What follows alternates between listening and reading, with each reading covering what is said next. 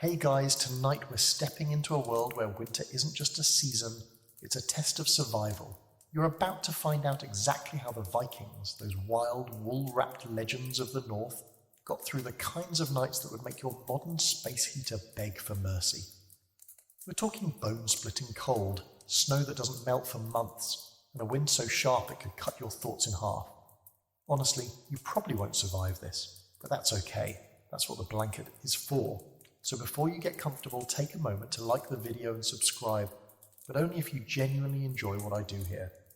And tell me in the comments, what city are you watching from, and what time is it there right now? I'm genuinely curious to know what part of the world you're huddled up in.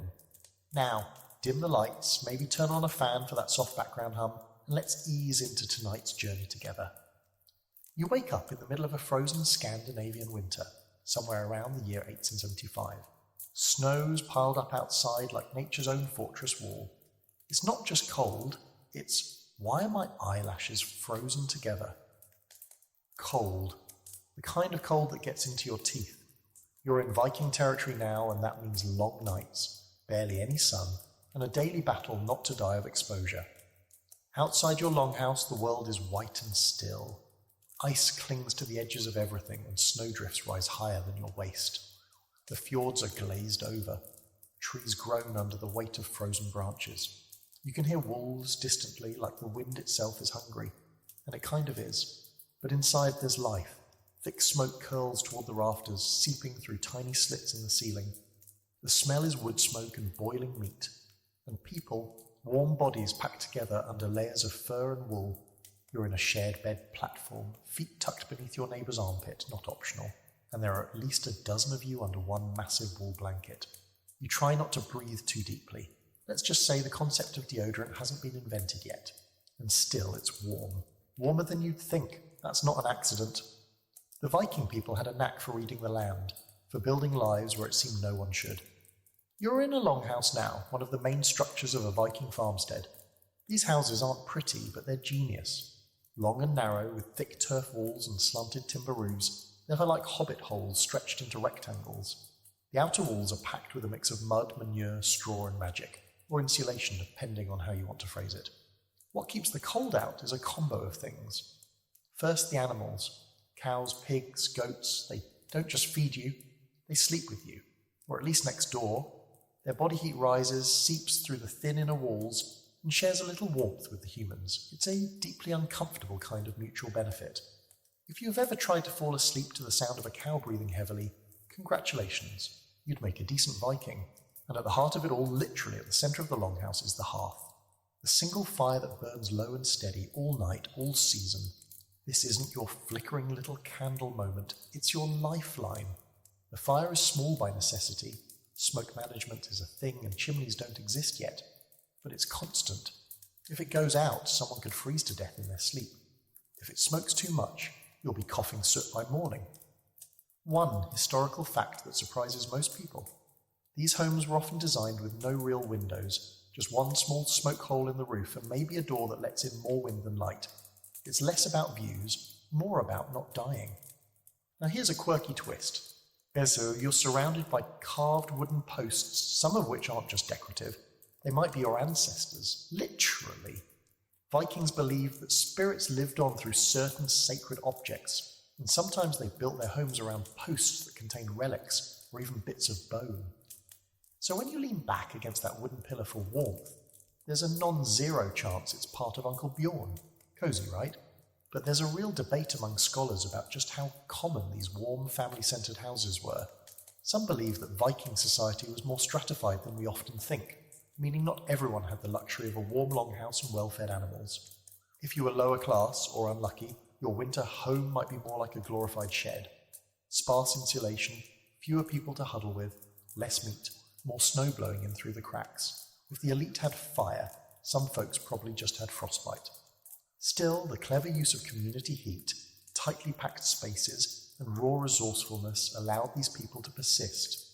They didn't just survive winters, they lived in them.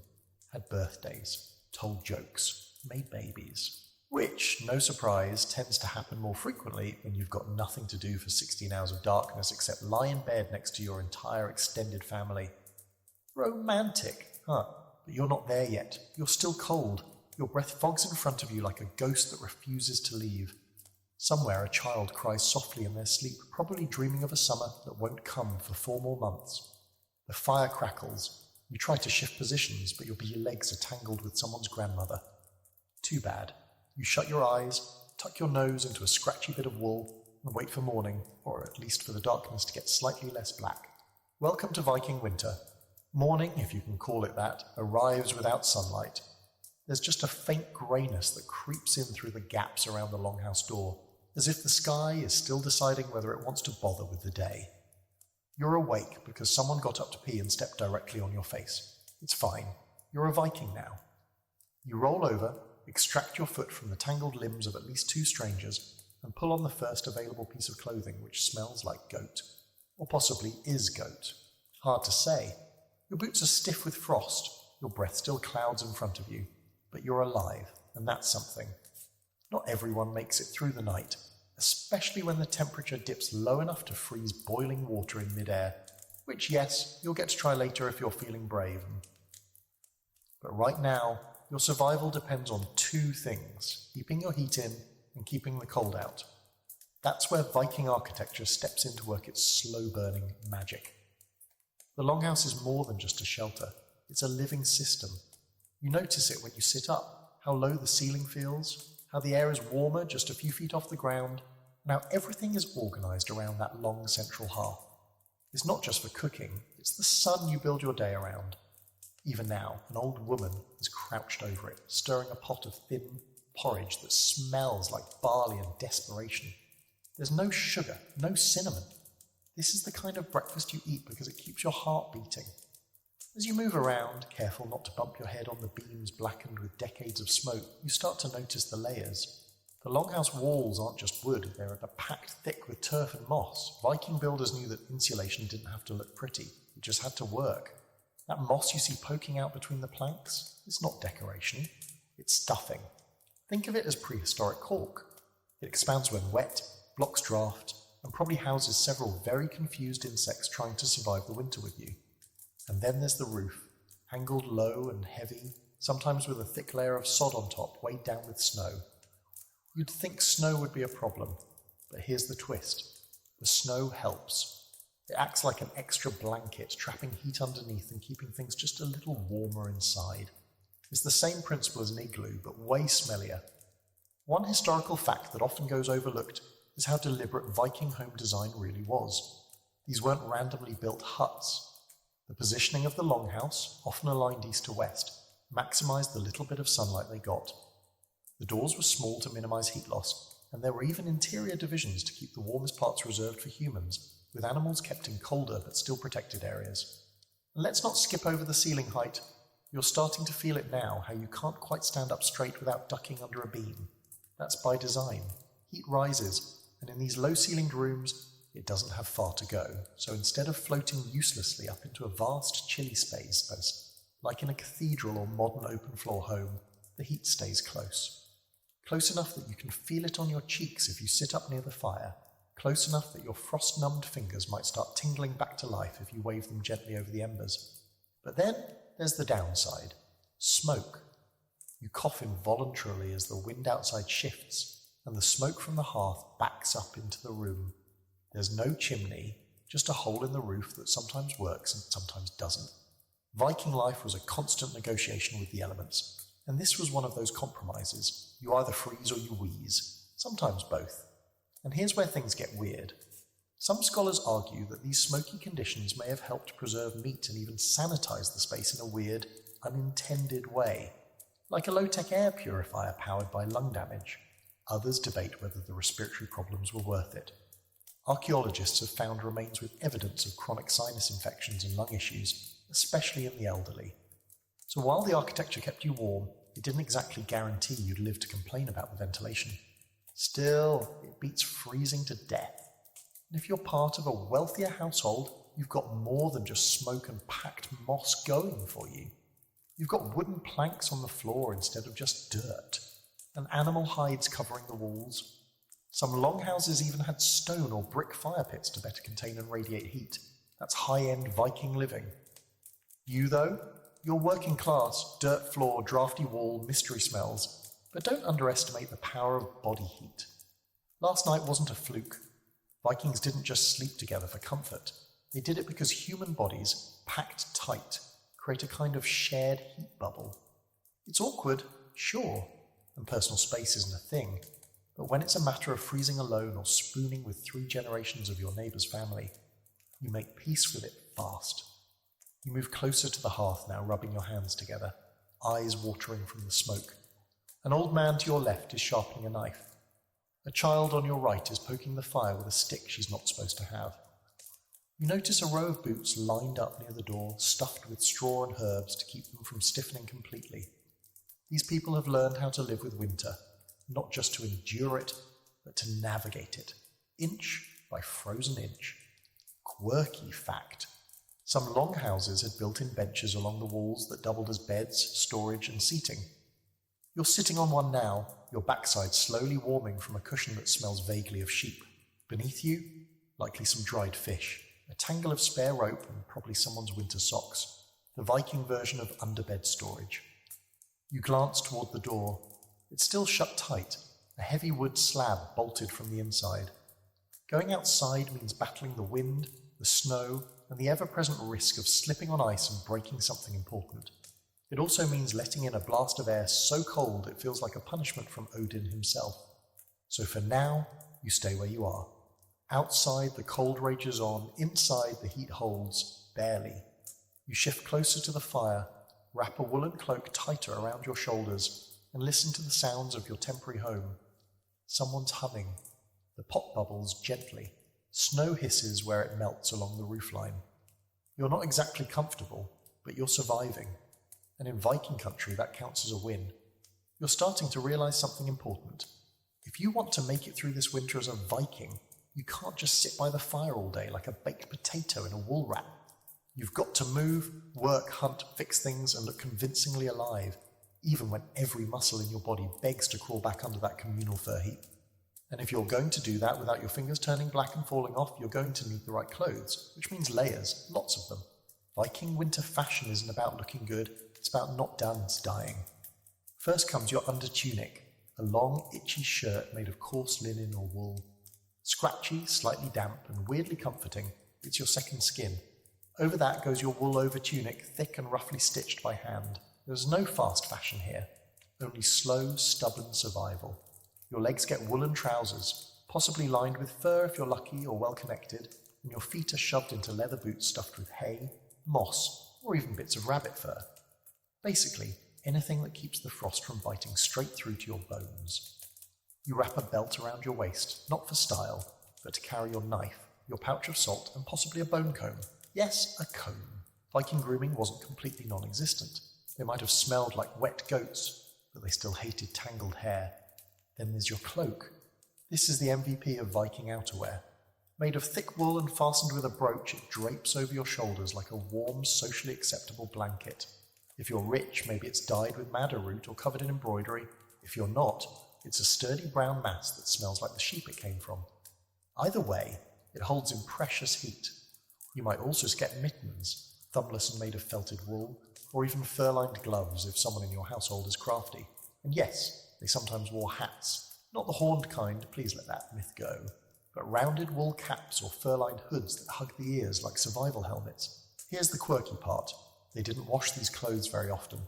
Not because they didn't care about cleanliness, though let's be honest, hygiene was relative, but because water freezes. An icy laundry day is not a vibe.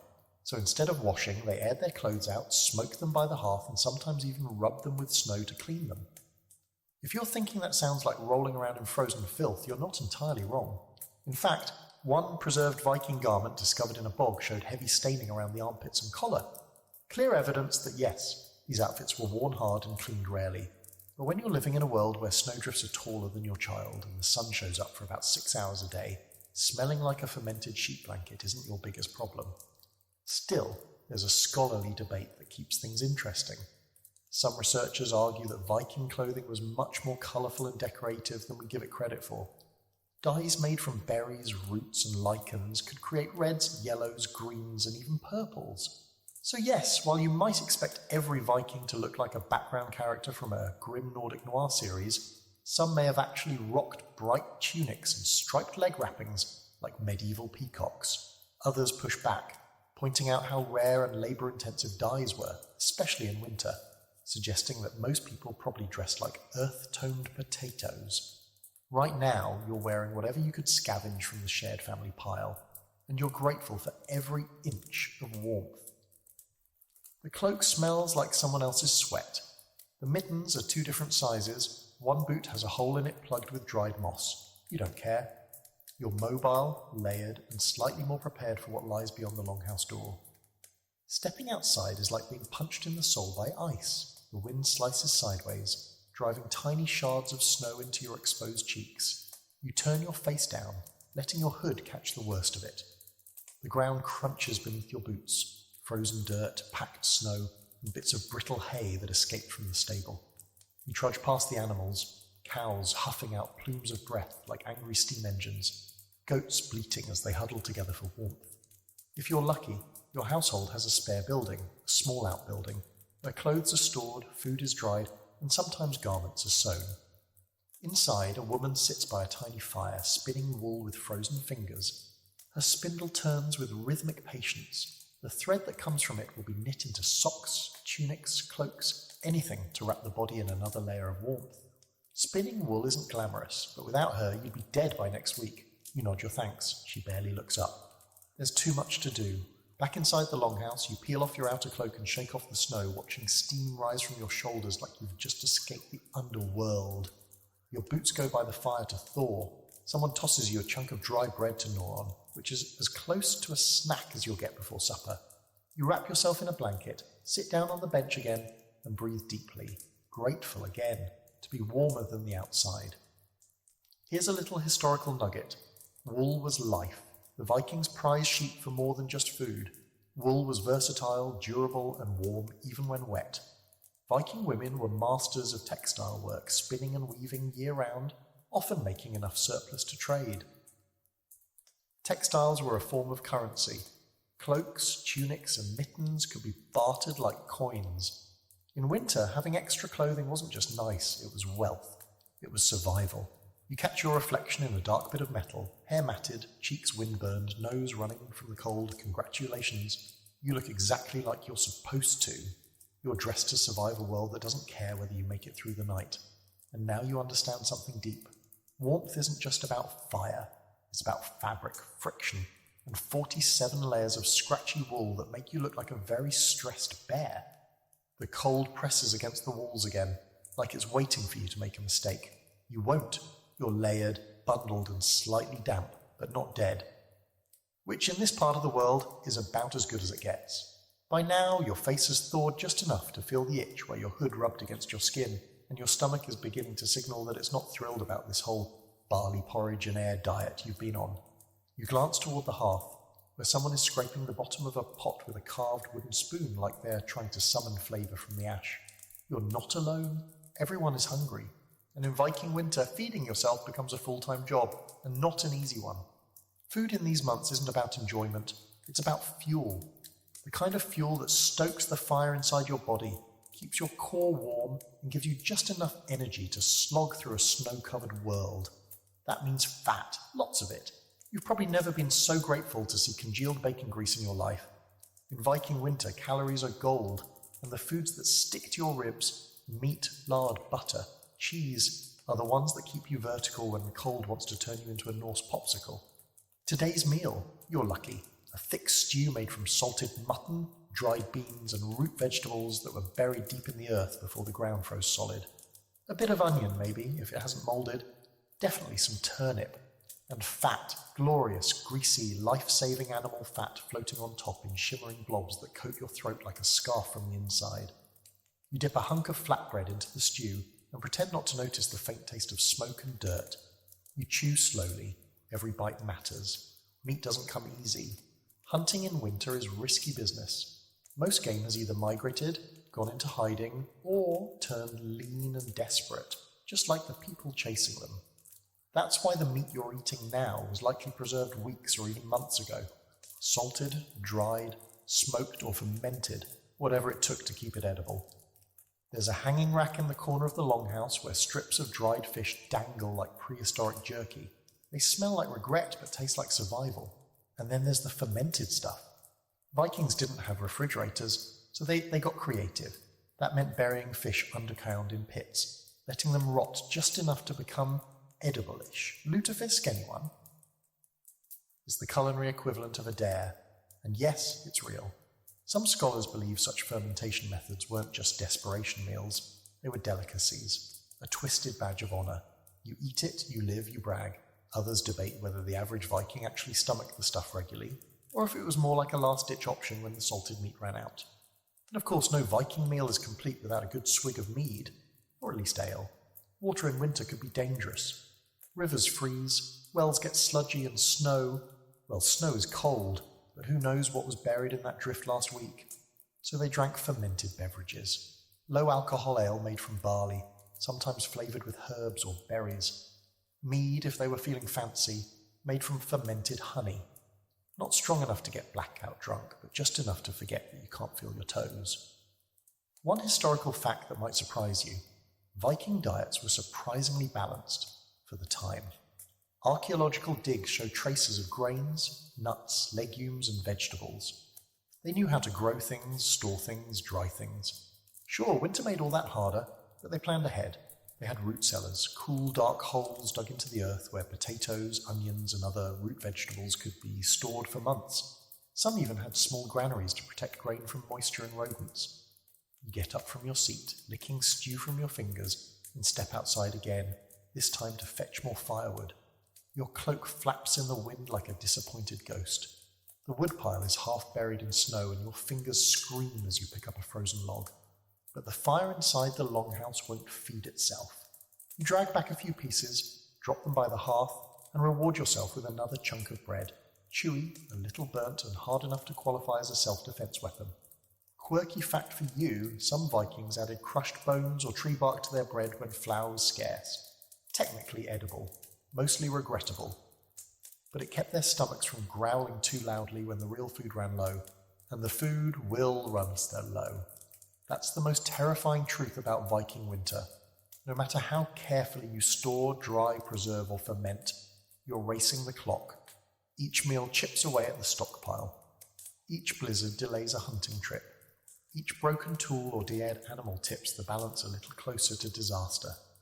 That's why meals are eaten slowly, with reverence. Not because they're sacred, though sometimes they are, but because each bite counts toward your survival tally.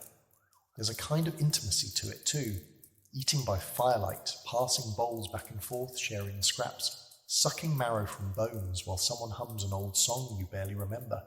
There's no concept of personal plates, one big pot, many spoons, one loaf of bread, many hands, and always someone watching, quietly counting how many rations are left, how many mouths must be fed tomorrow. Even now, back near the hearth, you can hear two elders whispering over a tally stick. It's not just gossip, they're doing math. Simple, brutal math. How many days left before the root cellar is empty? How many jars of preserved butter? How many people can get sick before things fall apart? You take one last sip of ale, let it sit warm in your belly, and lean back. Full for now, fed for tonight, but always aware that winter's just getting started. Outside, the snow falls silently, blanketing the world in a kind of deadly peace. Inside, bellies are full, the fire is steady, and the cold is still knocking politely at the door. So you wrap yourself tighter, sink a little deeper into your furs, and prepare for tomorrow's battle with the cold. Because no matter how clever the cooking, how preserved the meat, or how hearty the stew, winter's still winning, and it always wants more. The fire's been burning low for a while now, but no one dares let it go out. Even if the heat has only made it a few degrees above freezing in here, that little orange glow is everything. It flickers against the smoke-stained rafters, casting shadows that shift like ancient spirits dancing in slow motion. You sit close, elbows on your knees, feeling the ache that comes not from working too hard, but from simply staying alive. This, right here, is the Viking hearth. Not just a fire pit, it's the heart, the pulse, the sacred core. And sacred is the right word. You're starting to realize that in a place where winter can break a person in half, fire isn't just warmth, it's ritual, it's myth, It's how the world continues. The hearth isn't something to take lightly. It's watched, respected, even spoken to in some households. You've seen the way the old woman stirs the stew clockwise, mumbling to herself. You thought she was losing it. She's not. She's preserving a tradition, one where fire listens. In Norse mythology, fire isn't just an element, it's a force with its own will.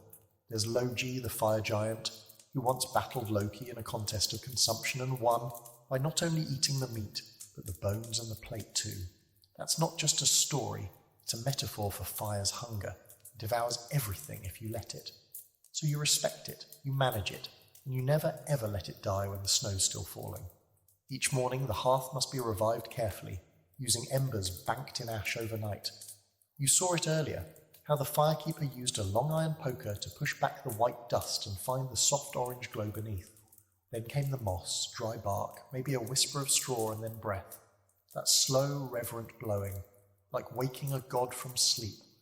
There's a strange intimacy to it. You think about all the people who've sat right where you're sitting, hands outstretched, watching their own fingers come back from the brink of frostbite. The fire gives you back your extremities. You owe it. Even the design of the longhouse makes you realize just how central this fire is. Everything radiates from it. Sleeping areas, benches, food storage. It's the gravitational pull that organizes the room. People shift around it all day long, cooking, sewing, carving, repairing. And at night, the fire becomes a nightlight, a guardian. It keeps the shadows at bay, not just the physical ones, but the darker things your ancestors whispered about when they thought the cold was listening. Here's a fun little fringe fact. Some Viking families believed in hearth spirits, like tiny invisible house guardians that lived in the fire and watched over the home.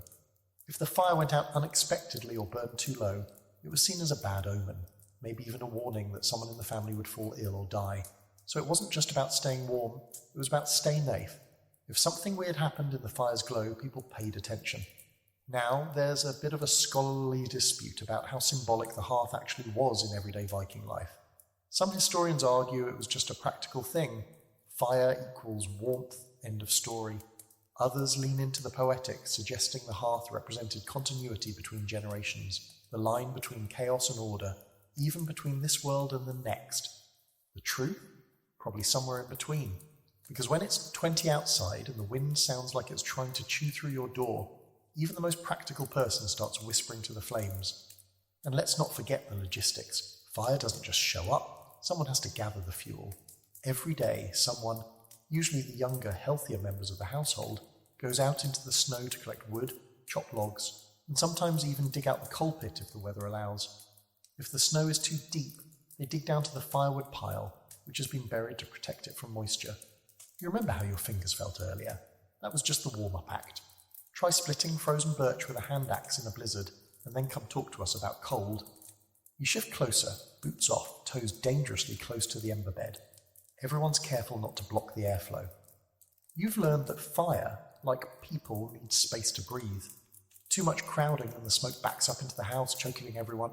Too little attention and it dies. It's a living balance. And tonight, as another snowstorm begins to roll in outside, you're feeling just how fragile that balance is. One of the older men stands now. He picks up a wooden bowl filled with pine resin and throws a pinch into the fire. A sharp, sweet scent cuts through the usual stew meat smoke perfume of the room. Everyone goes quiet. You don't ask why, no one ever explains these things to outsiders.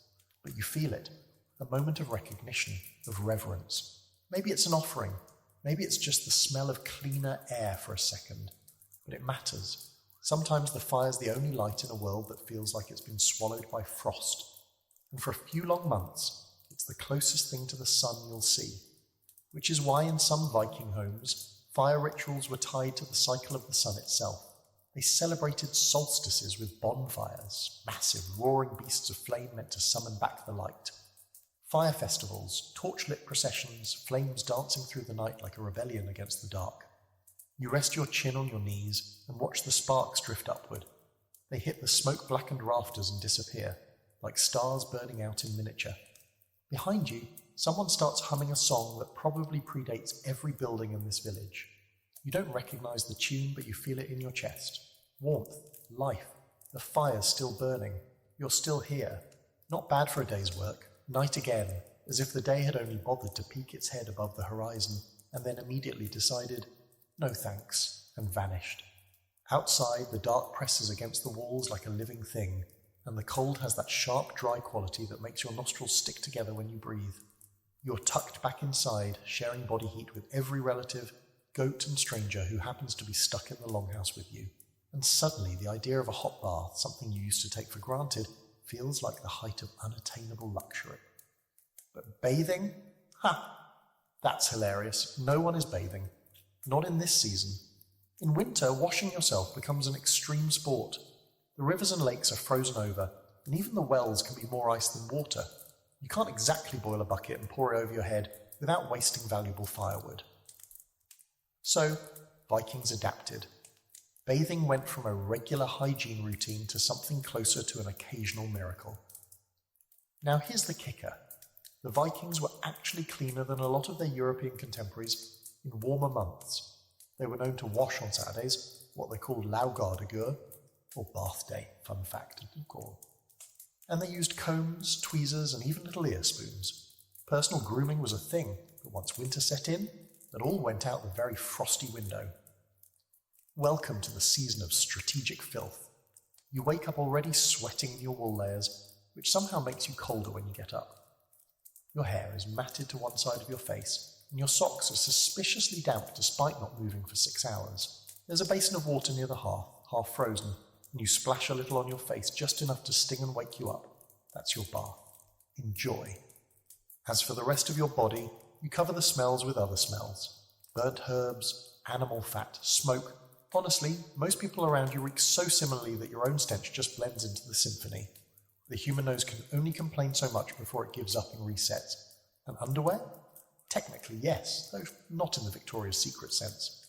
Viking underclothes were linen if you were lucky, wool if you were practical, and often reused, patched, and, let's be honest, crusty. It wasn't uncommon to go weeks without changing them in winter. Not out of laziness, but because taking off clothes was a hazard. Every second you spend naked in winter is a gamble your internal organs might lose. One slightly horrifying historical fact, parasites were common. Lice, fleas, teas, and worse, were part of daily life. There were even lice combs buried with Viking bodies. These people fought off enemies with axes and also spent a chunk of their free time chasing tiny bugs through their hair. It's humbling. And while winter didn't exactly kill the lice, oh no, it did slow them down a bit. Even bugs don't like the cold.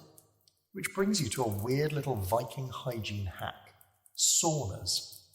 Yes, seriously. These weren't the steamy hotel spas you're thinking of, but stone or wood huts built near water sources, heated by fire and sometimes shared communally. In these hot rooms, people would sweat out the dirt, scrape themselves clean with metal or bone tools, and maybe splash cold water over their bodies if they felt brave. The steam helped open pores, and the heat, for just a moment, let them forget the world was frozen solid outside.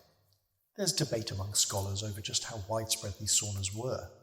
Some believe they were mainly for the wealthy or high-status members of Viking society. Others think they were relatively common in certain regions, especially where geothermal activity made heating easier, like in Iceland. You're not in Iceland, so you've probably never seen one. You're stuck with face splashing and strategically placed smoke. Still, hygiene mattered in its own way, not for the sake of freshness, but for health. Wounds had to be cleaned with snow or boiled water. Dirty hands could mean infected cuts, so even if you're not washing daily, you're doing your best to keep things from rotting off, which is more effort than it sounds in a world where your toenails might freeze if you take your boots off too long. You spot someone pulling a louse from their child's hair and crushing it between 2 fingernails with the kind of grim efficiency that only comes from years of practice. It's gross, sure, but it's life. People weren't squeamish, they were practical, cold and practical. You sit back down near the hearth, still wrapped in your cloak, and glance at the basin again. There's a frozen layer on top now. You break through it with a stick and let your hand hover just above. That's how cold the water is. You can feel it before you touch it, and yet someone will use it again tomorrow, probably to wipe their armpits or soak a cracked heel. Quirky fact, Vikings sometimes chewed on twigs of birch or juniper to freshen their breath.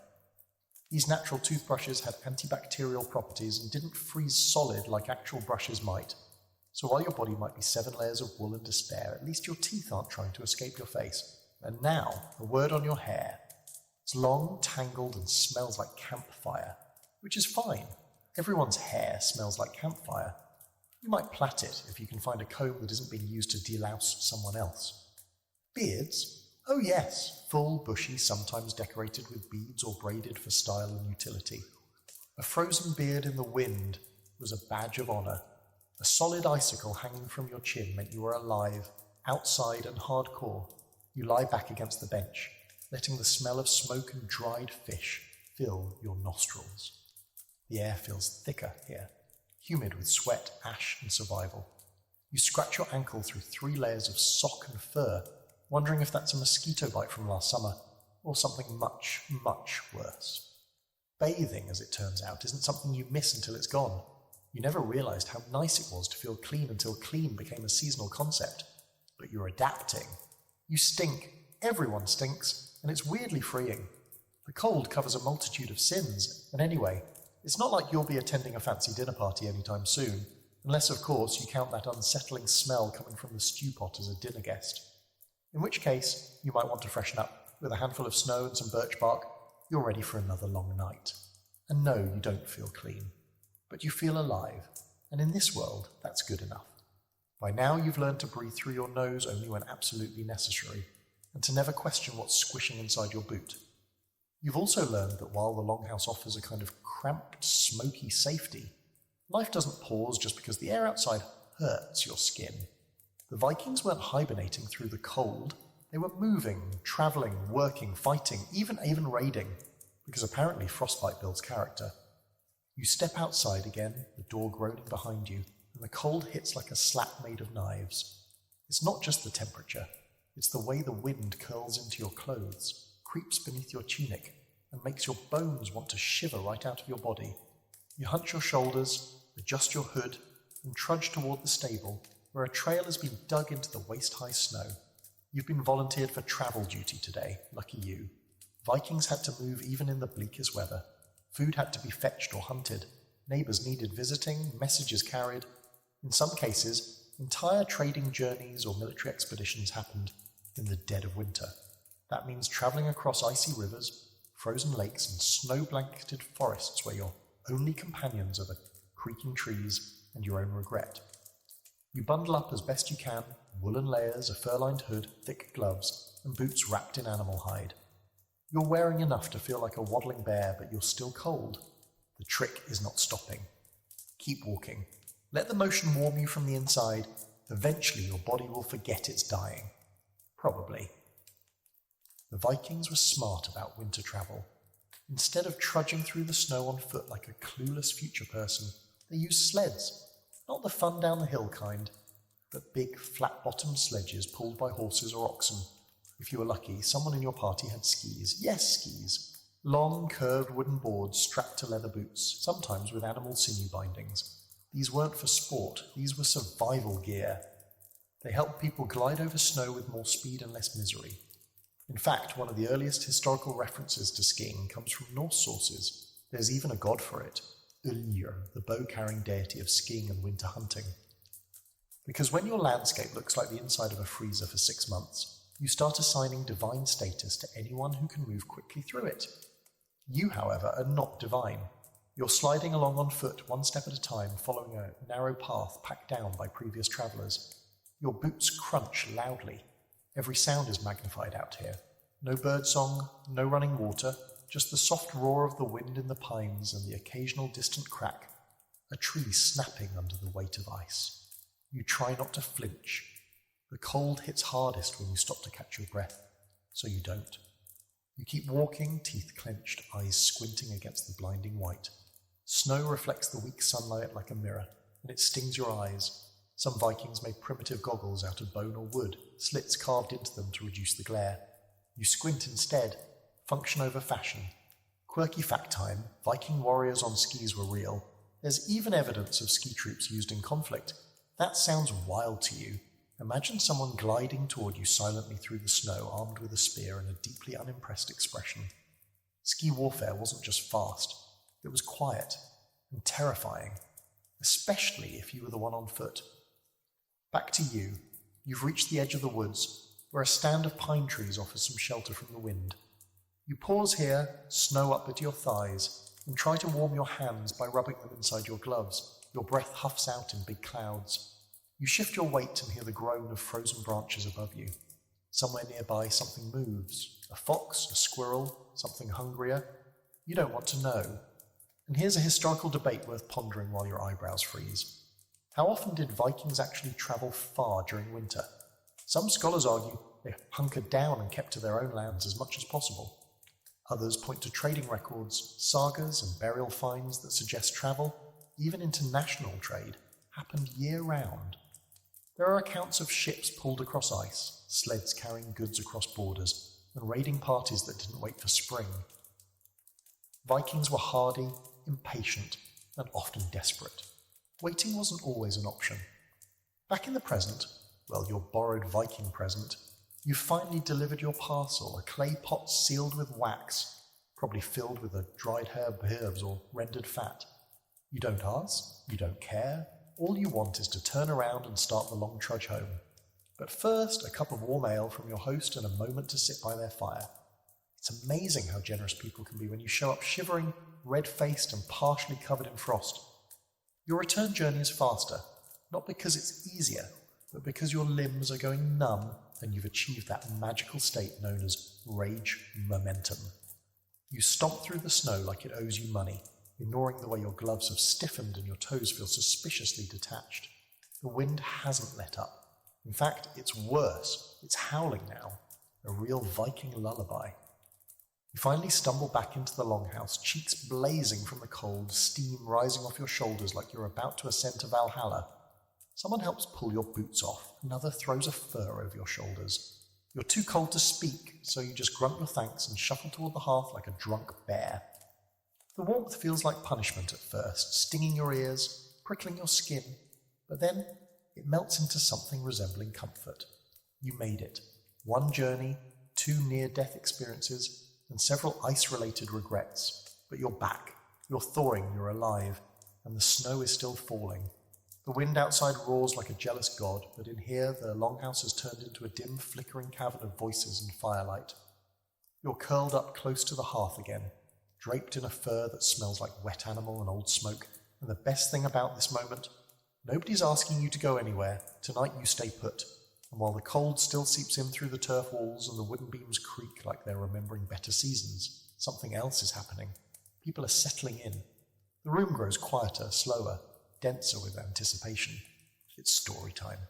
You've seen it coming for a while. The signs are familiar now. The low lighting, the way everyone shifts a little closer to the fire, and the one old man who clears his throat in the exact same way every time, like he's about to deliver a royal decree. You're about to witness something vital to Viking survival, not just physically, but mentally.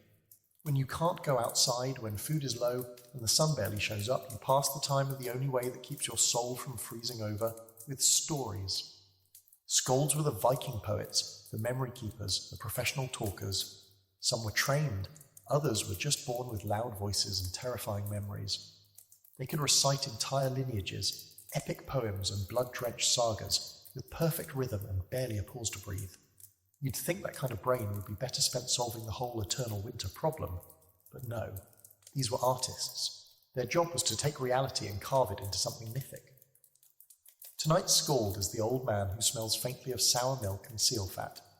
He sits on a low bench, his hands folded like he's about to start knitting, and then he begins, not loudly, but with a deliberate rhythm, the way one might start rocking a cradle.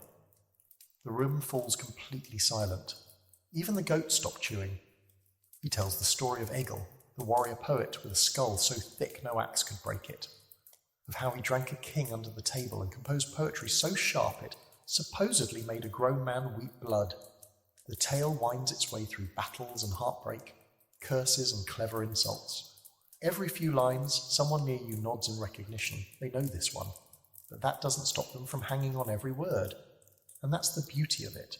These stories are old, older than most of the people in the room, but they live here. They belong to this space, this fire, this moment. And when the wind is howling like wolves and the snow is high enough to swallow the barn, these sagas give people something else to hold on to, a world that makes more sense than the one outside. One historical fact: many Viking stories weren't written down until centuries later. They lived through oral tradition, spoken, sung, passed from skald to child to farmer to blacksmith. That's why so many of the sagas we know today feel like whispered echoes of something ancient. They were carved into memory long before they were carved into stone or ink. You lean back, half asleep but still following the rhythm of the tale. The skald's voice rises and falls like a wave, lifting you along with it. He shifts mid-story into the legend of Fridas Eriksdottir, daughter of Eric the Red, who fought off attackers in the New World with a sword in one hand and a bare chest. Yes, that's the tale. She's said to have scared off warriors by slapping a blade across her own chest and howling like a beast. Is this true? Who cares? It's perfect. There's a debate, of course, among scholars about how historical some of these tales actually are. Did Fridas really do that? Was Egil's skull actually axe-proof? Or were these stories tweaked over generations to inspire, to teach, to entertain? Probably all three. That's the thing about oral tradition. It flexes, it evolves, it adapts to the moment, just like the people huddled around this fire right now. You glance around the room. Kids are half asleep, their heads on their mother's shoulders. One man carves a spoon slowly, absently, without looking, his hands moving in time with the story. A woman mends a pair of mittens. There's a rhythm to it all. These sagas don't interrupt life. They thread through it like invisible string, binding everyone together in one shared mythology. It's community therapy in the form of blood-soaked poetry. And here comes the quirky twist. Some stories were darkly funny. Vikings had a sharp, dry wit that could cut cleaner than a sword. They told tales of tricksters like Loki, whose mistakes caused everything from goats flying over mountains to gods being turned into animals.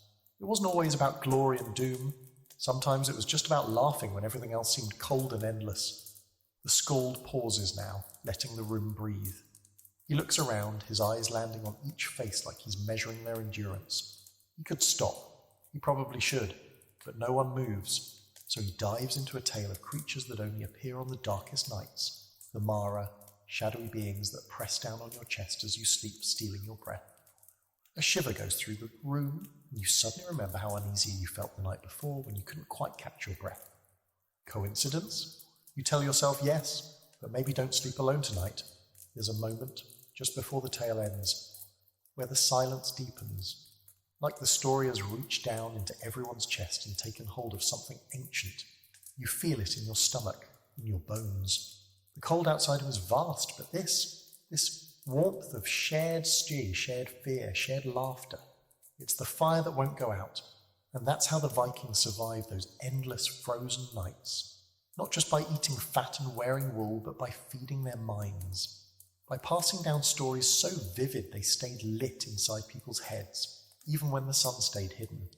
You're not just warmer now, you're a little less alone. The skald ends with a final gravelly line and a grunt of satisfaction. The fire crackles. Someone exhales, long and low. Then slowly, life resumes. Someone throws another log on the fire. A baby fusses. Someone else asks about a different tale, one involving sea monsters and a cursed silver ring. But the old man just chuckles and leans back into the shadows. Tomorrow, maybe. Tonight, you pull your fur tighter, lean your head back against the wall, and let the stories drift through your mind like snow falling on a silent world. Morning, or what passes for it, creeps in like a whisper from the edge of a dream. There's no sunrise, just a dim smear of grey along the seam of the longhouse wall where cold light leaks through. You blink awake under a shared fur, pressed between two snoring, wheezing bundles of wool and human breath. The fire has dulled to a bed of glowing ash. Outside, the world is still frozen, still covered in snow, still caught in the grip of a winter that doesn't believe in letting go. And worst of all, the sun still refuses to show up and do its job. You don't realize how much you miss the sun until it's gone for days, then weeks. In some parts of the Viking world, places like northern Norway, Iceland, or Greenland, up Arsenal, the sun literally disappears in the winter. We're talking full-on polar night. You could go days, even weeks, without seeing a single beam of sunlight. Just a long, weird twilight stretching over the horizon like a moody teenager refusing to get out of bed. And it does something to you. You feel it in your bones. Your skin gets pale and tight, your sleep becomes tangled and restless. and your moods. Let's just say you're not singing folk songs and baking bread with joy in your heart. No one is. This much darkness starts to whisper to your brain in low, growling tones. And the Vikings, for all their toughness, weren't immune. You drag yourself to a sitting position, wrapped like a poorly rolled rug, and notice the silence. Not peaceful silence, dead silence. There's no bird song, no footsteps outside, no soft thunk of a tool on wood, just the sound of breathing. People are moving more slowly, staring longer at the fire. A kid near the door sits rocking back and forth with no particular rhythm. You recognize that look. Cabin fever, the original kind. This wasn't just a cozy Netflix kind of winter. This was months without light, without fresh air, without much stimulation beyond storytelling and the occasional hallucination. The Vikings had to adapt. Their internal clocks went fuzzy, sleep schedules turned weird, and time stopped behaving like time. Days melted into each other. People woke up in the middle of the night and stayed awake for hours, or they slept in bursts, 4 hours here, 3 hours there. Monophasic sleep, never heard of her. And here comes the historical fact. Viking society functioned under a kind of seasonal rhythm. In the winter months, many daily tasks slowed or paused altogether. Raiding was limited. Farming was impossible. People conserved energy. Instead of following the sun, they followed the hearth. Activity centered around firelight, not daylight. There are even suggestions that people shifted into different roles in winter. More crafting, mending, weaving, storytelling. Less action, more preservation. But here's the odd part. Scholars still debate how exactly the Vikings coped with the darkness mentally. Did they suffer seasonal depression? Probably, but they didn't call it that. They might have blamed spirits, gods, or bad omens. Maybe they just called it winter mood and tried to push through. Some researchers think they turned to rituals, burning special herbs, offering tokens to the gods, or even sacrificing animals to ask for sunlight's return. Others think they just drank more and told creepier stories. You shuffle toward the hearth, muscles aching, head heavy. There's something eerie about moving through a room lit only by the occasional fireglow and the grey sigh of the sky outside. The world feels paused, suspended. You glance at your hands and notice how pale they look, like you're slowly turning into snow yourself. The elders might have had ways to fight it, songs to chase the gloom, chants to invite the sun back. Or they'd build bigger fires and gather everyone in the main room, cramming people close together so no one had space to sink too far into their own mind. Human warmth was psychological too. And then the quirky fact, some Vikings used sunstones, crystals like Iceland's spar, to locate the sun even when it wasn't visible. These stones could refract light and show you the sun's direction through cloud cover or even snow haze. It's debated how effective they really were, or whether these were reserved for navigators and sea captains, but the idea that people had magical rocks to find a missing sun, that's the kind of lore you'd believe after your 3rd week of darkness. You wrap your cloak tighter and step outside, even though every instinct in your body screams at you not to. The snow crunches underfoot with a hollow, icy sound. The sky is a low-hanging sheet of grey, so thick and smothering it feels like it might collapse and bury the world. There's no sun, just a faint lighter patch, barely noticeable, where the depth is pretending to exist. You stare at it, daring it to warm your face, but it doesn't care. The trees groan in the wind. The barn is half buried in snowdrifts. A distant dog barks once, then falls silent. Even your breath sounds tired, and yet you can't help but feel a little proud. You're still here. Not cheerful, not thriving, but here. You've survived another sunless night, another day of cold, grey waiting. Back inside, someone is lighting a second fire, trying to create more brightness in the room. Another person's arranging polished pieces of bone in the shape of runes, maybe hoping for guidance or distraction. No one mentions the sun. It's like saying its name out loud will jinx its eventual return. You lie back down, eyes half closed, listening to the murmurs of people finding ways to pass the time. There's something strangely intimate about surviving this much darkness together. It makes you honest, quiet, a little weird. Maybe that's what makes Viking winters bearable. Not strength or warmth, but community. You fall asleep wondering if the sun ever feels guilty for abandoning you. Probably not. You're dreaming of warmth, a field in the sun, honey on bread, someone laughing just out of view, and then something shifts. Not in the dream, but in the room. A sound, low, dragging, being not quite the wind, not the animals, something else. You blink awake slowly, the world still blurry and grey, and there it is again. A muffled thump from outside, then silence, then another. Closer this time, deliberate, heavy. You sit up, heart tapping a little faster in your chest, at least. No one else has noticed yet, or maybe they're pretending not to. Vikings didn't just fear the cold. They feared what might come with the cold. After all, when your nights stretch endlessly and the wind never stops whispering, it's easy to start believing it's whispering to something. And in the old stories, the ones told in low voices around the fire, there are creatures that listen, things that move in the dark when humans can't, things that wait for the light to disappear. You throw on your cloak and step carefully toward the door. No one stops you. That's the rule in winter. If someone's brave enough to check a sound, you let them. The latch creaks. You pull the door open just wide enough to see, and there's nothing. Just snow, pale and shapeless in the half-light. No footprints, no figures, only the wind making strange shapes of the snowbanks. But then, just as you're about to close the door, you hear it again. A low growl, not animal, not exactly human either. And this time it doesn't sound distant at all. It sounds like it's waiting. You step back inside quickly and bar the door. Nobody laughs, nobody says it was just a dream or an echo. They've all heard the stories too. This is Draugr season, the time when the dead walk. The Draugr aren't your average ghosts. They're not see-through, not wispy. They're reanimated corpses, bloated, cold, reeking of seawater and moss. Dead Vikings who didn't stay buried because something pulled them back. They crawl from their mounds, angry, jealous of the living, full of spite and ice and curses. They break into homes. They crush sleeping people in their beds. They bring with them the cold and worse, bad luck that sticks around even after they're gone. You glance toward the rafters, where the old bones hang, tiny animal skulls tied with twine, old charms carved with runes, dried herbs that crackle softly in the heat. These are protections, you're told.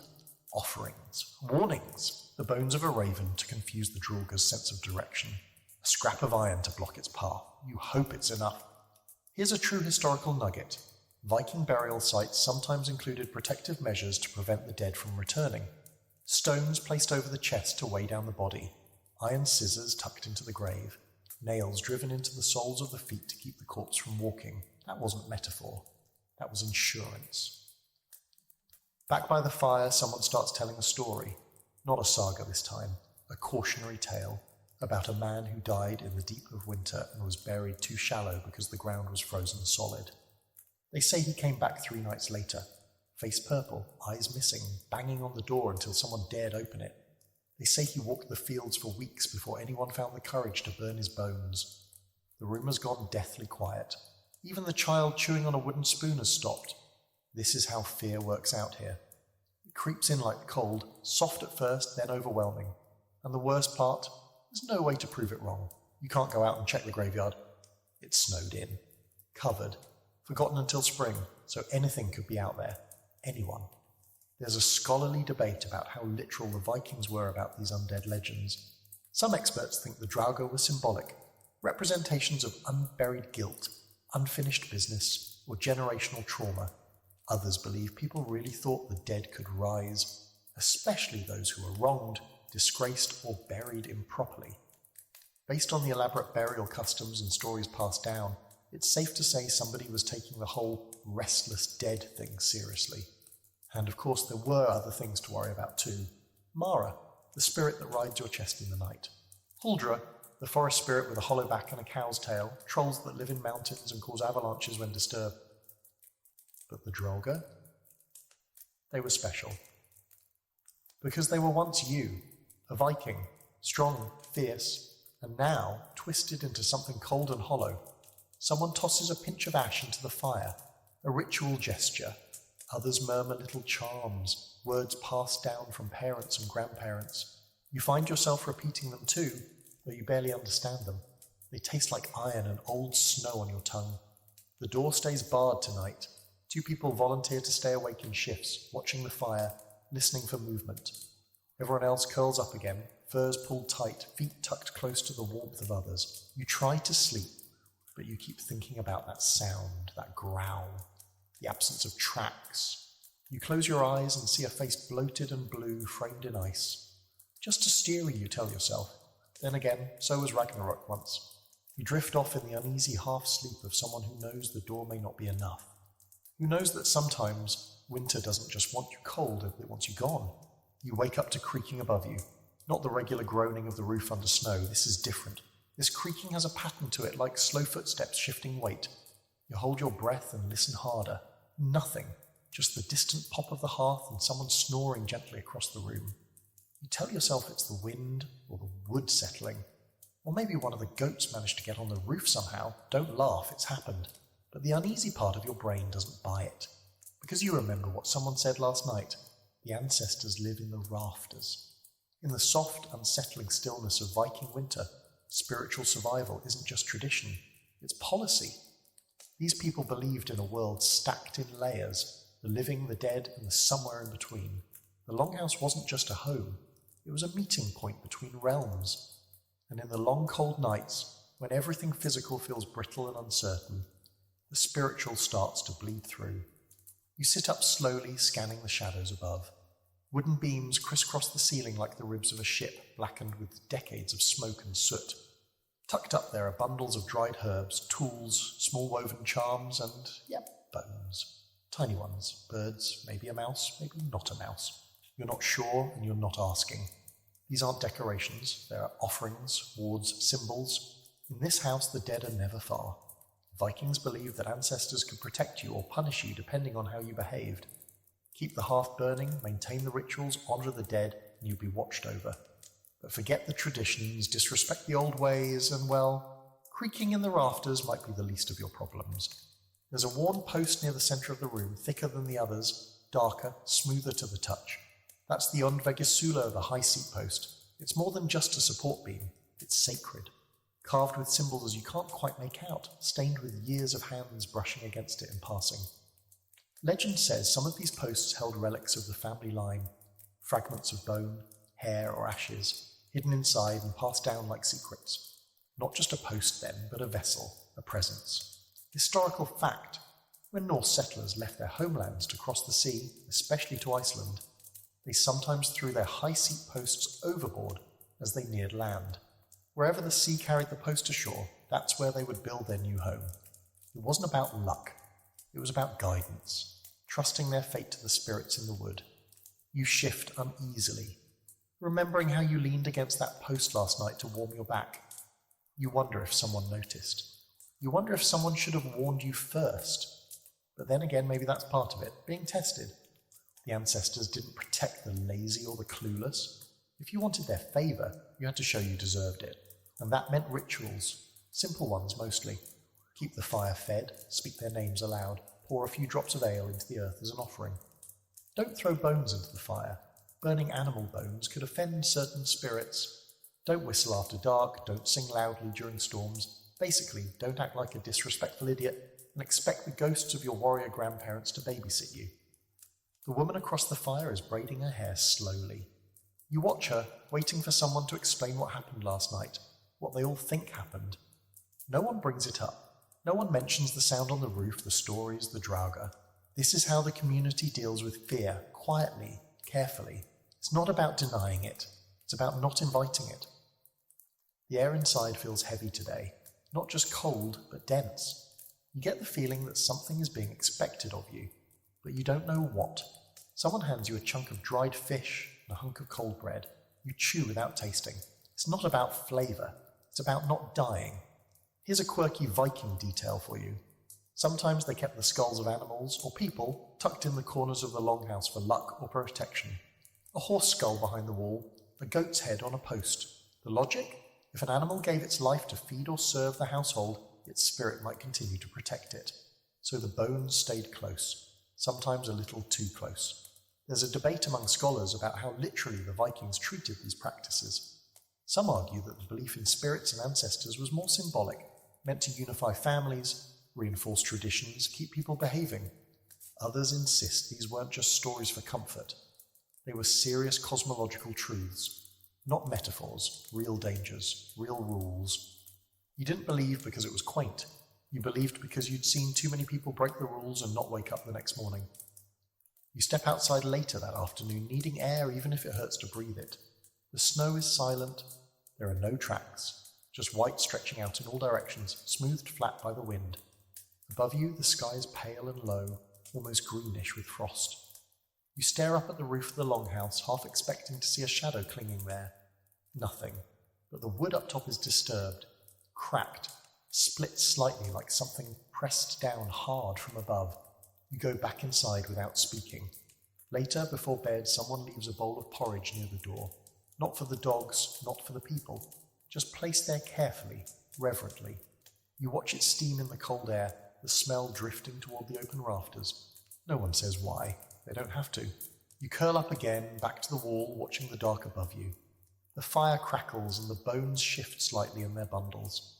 You close your eyes and hope the ancestors are in a good mood tonight. You've survived wolves, snow, hunger, and even Draugr, maybe. But surviving the silence of the dead? That takes a different kind of strength.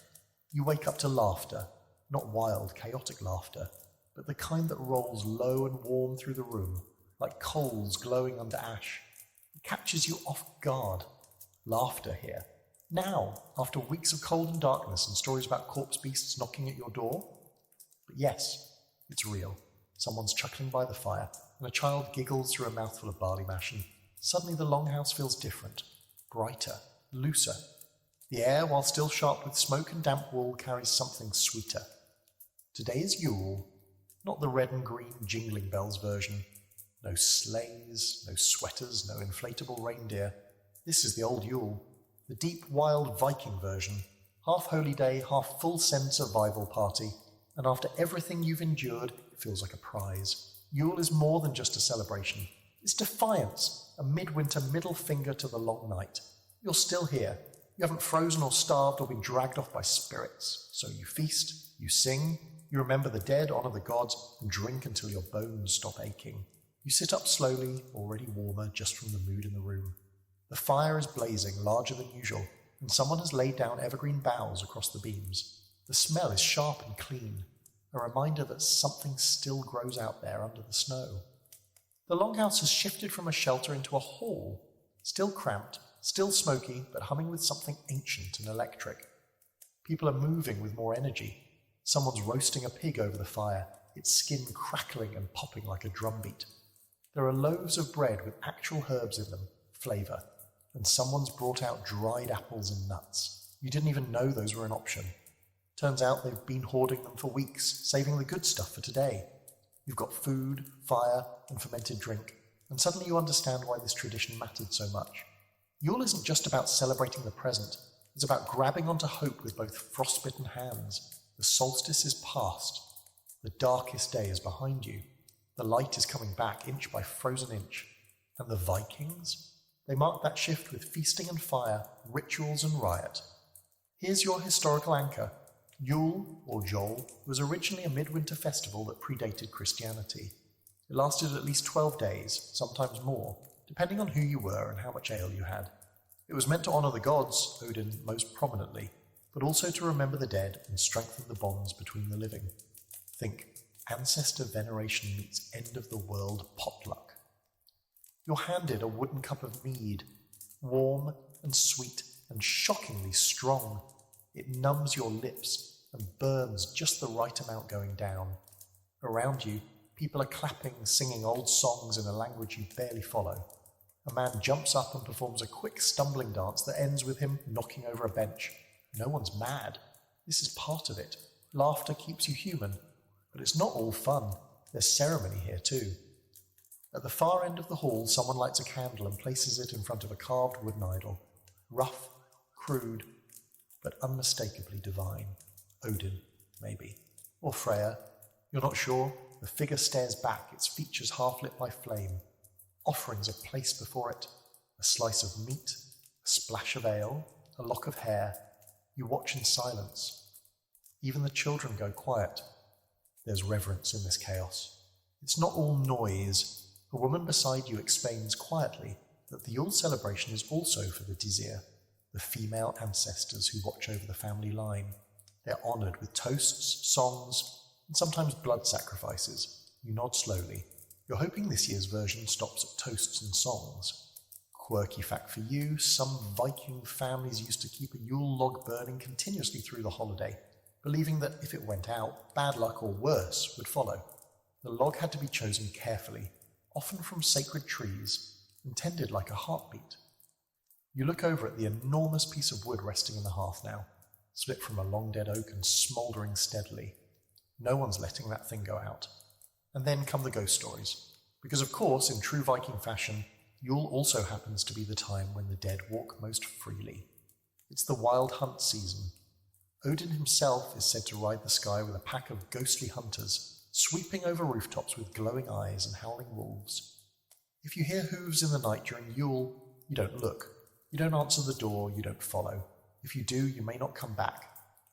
Scholars still debate whether the wild hunt was seen as a literal danger or more of a cautionary tale. Some say it was a metaphor for winter storms, for the chaos and danger of the season. Others think people really believe spectral riders could snatch your soul if you stepped outside at the wrong moment.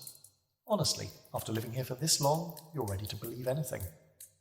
As the night wears on, the mood shifts again, from celebratory to mystical. Someone is reciting a poem, voice low and steady, and the fire dims like it's listening. People close their eyes. The rhythm is almost hypnotic.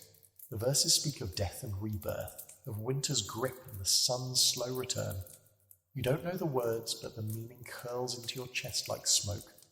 You glance around the room, faces are flushed with drink and warmth, but eyes are clear, alert. This isn't mindless celebration. It's remembering all those who didn't survive last winter, all those buried under mounds now iced over and still, all those whose names are still spoken tonight so they won't be forgotten. You raise your cup, copying the others, and drink deep. Yule isn't joy without cost. It's joy in spite of the cost. That's what makes it holy. As you fall asleep that night, belly full, cheeks warm, the fire steady, you feel something like peace, the kind that's earned, the kind that only comes after weeks of frost, hunger, fear, and silence. You survived long enough to celebrate, and that in Viking winter is a kind of miracle. The Yule fire is still burning the next morning, crackling with stubborn pride, but the celebration has quieted into something more thoughtful.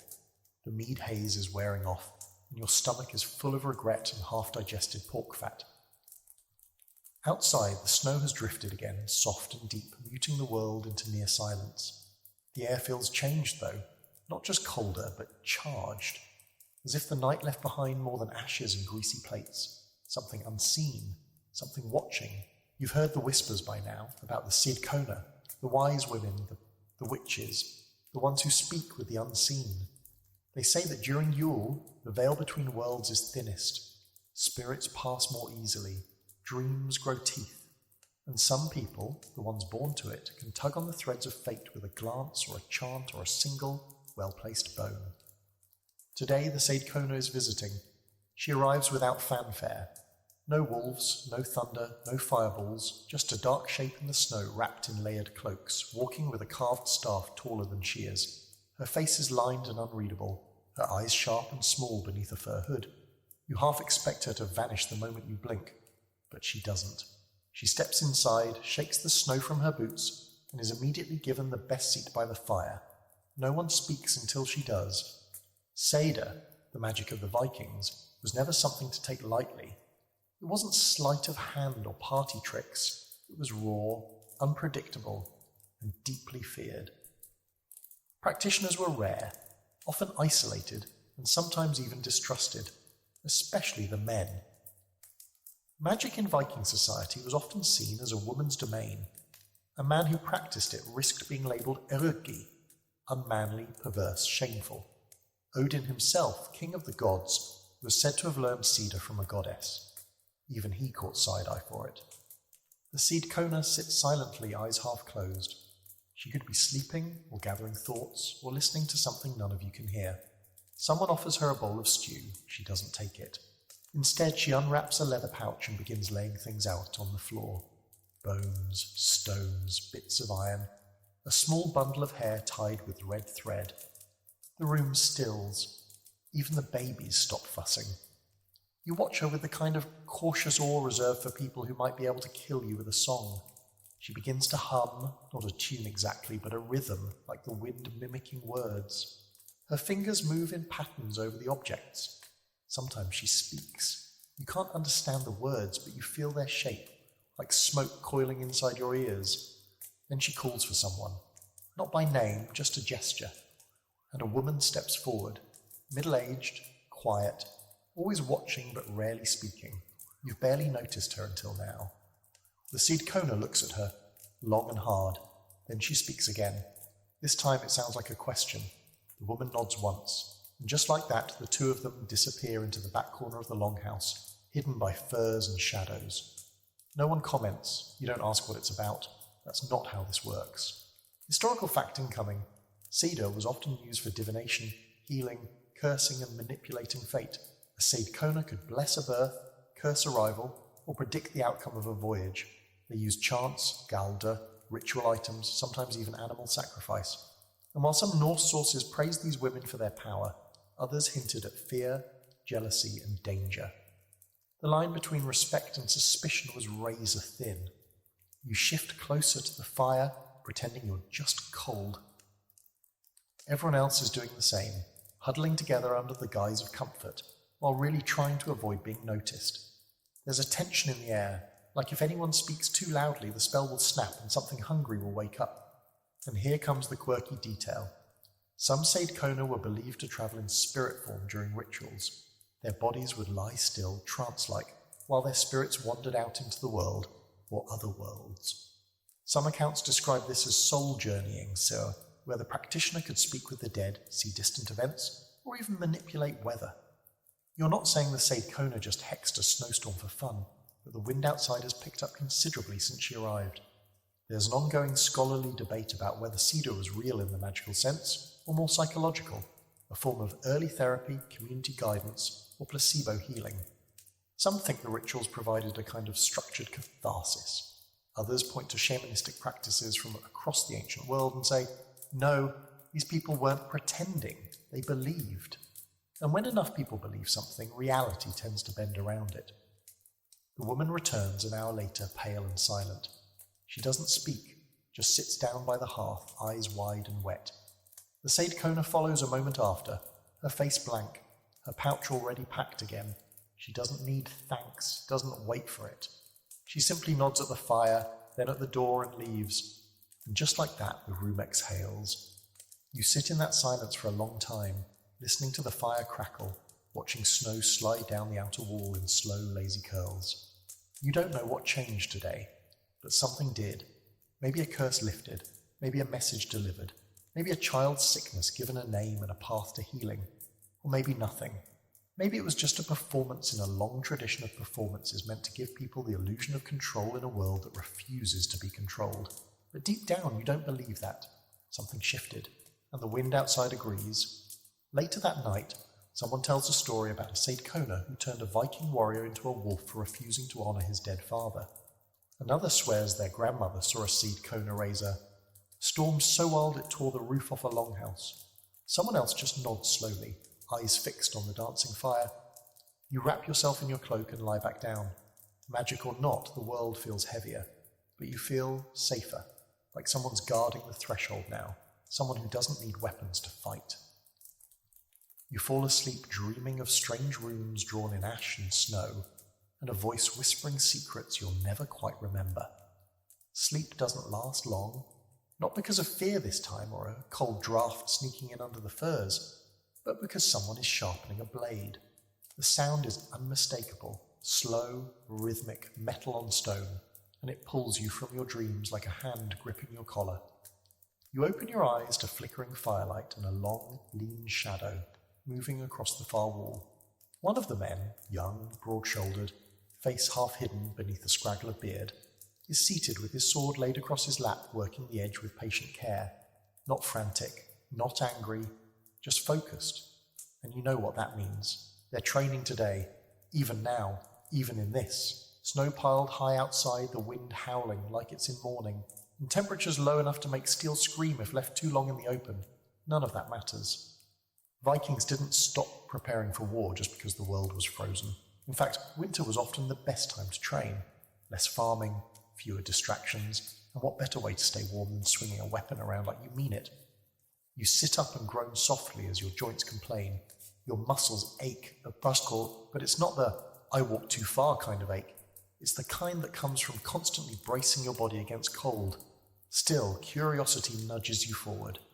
You pull on your boots, your cloak, your gloves, and then some other poor soul's gloves on top of yours. Nobody's checking, and step outside.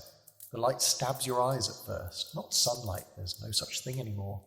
But the white snow reflects enough of the grey sky to make everything glow faintly, as if the entire world were lit from beneath by some cold, cruel lamp.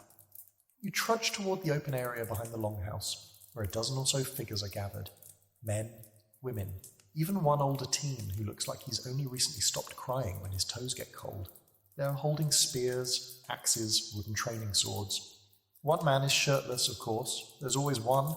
Steam rises off his bare back like he's made of volcano and bad decisions. Today the drills begin with shield walls. Classic. You've seen this in stories, maybe in movies, but seeing it up close is different. It's not elegant, it's not so glamorous, it's loud, chaotic, messy. People slam into each other with real force, testing the grip of the ice beneath their feet. They shout, they grunt, they fall. One woman slips, drops her shield, and nearly gets trampled. No one stops. She gets up fast, shaking snow from her hair, and gets back in formation. That's the point. Winter warfare wasn't some romantic snowflake-glittered ballet. It was survival with spikes. If you could fight in this, if you could win in this, you could do anything. Here's your history drop. Vikings didn't pause their campaigns in winter the way some civilizations did. While sailing was limited, frozen harbours and rough seas put a damper on that. Land-based raids and territorial skirmishes still happened, especially in local conflicts, where snow-covered forests could serve as ambush points, and frozen lakes made for fast, direct routes to enemy settlements. Snow was a tool, ice was strategy. Back in the training yard, or really a clearing in the snow cleared by feet and shovels, someone's showing off a pair of Langsy axes, long single-edged knives. He swings them in a wide arc, carving the air, then sticks both into a frozen log and takes a breath.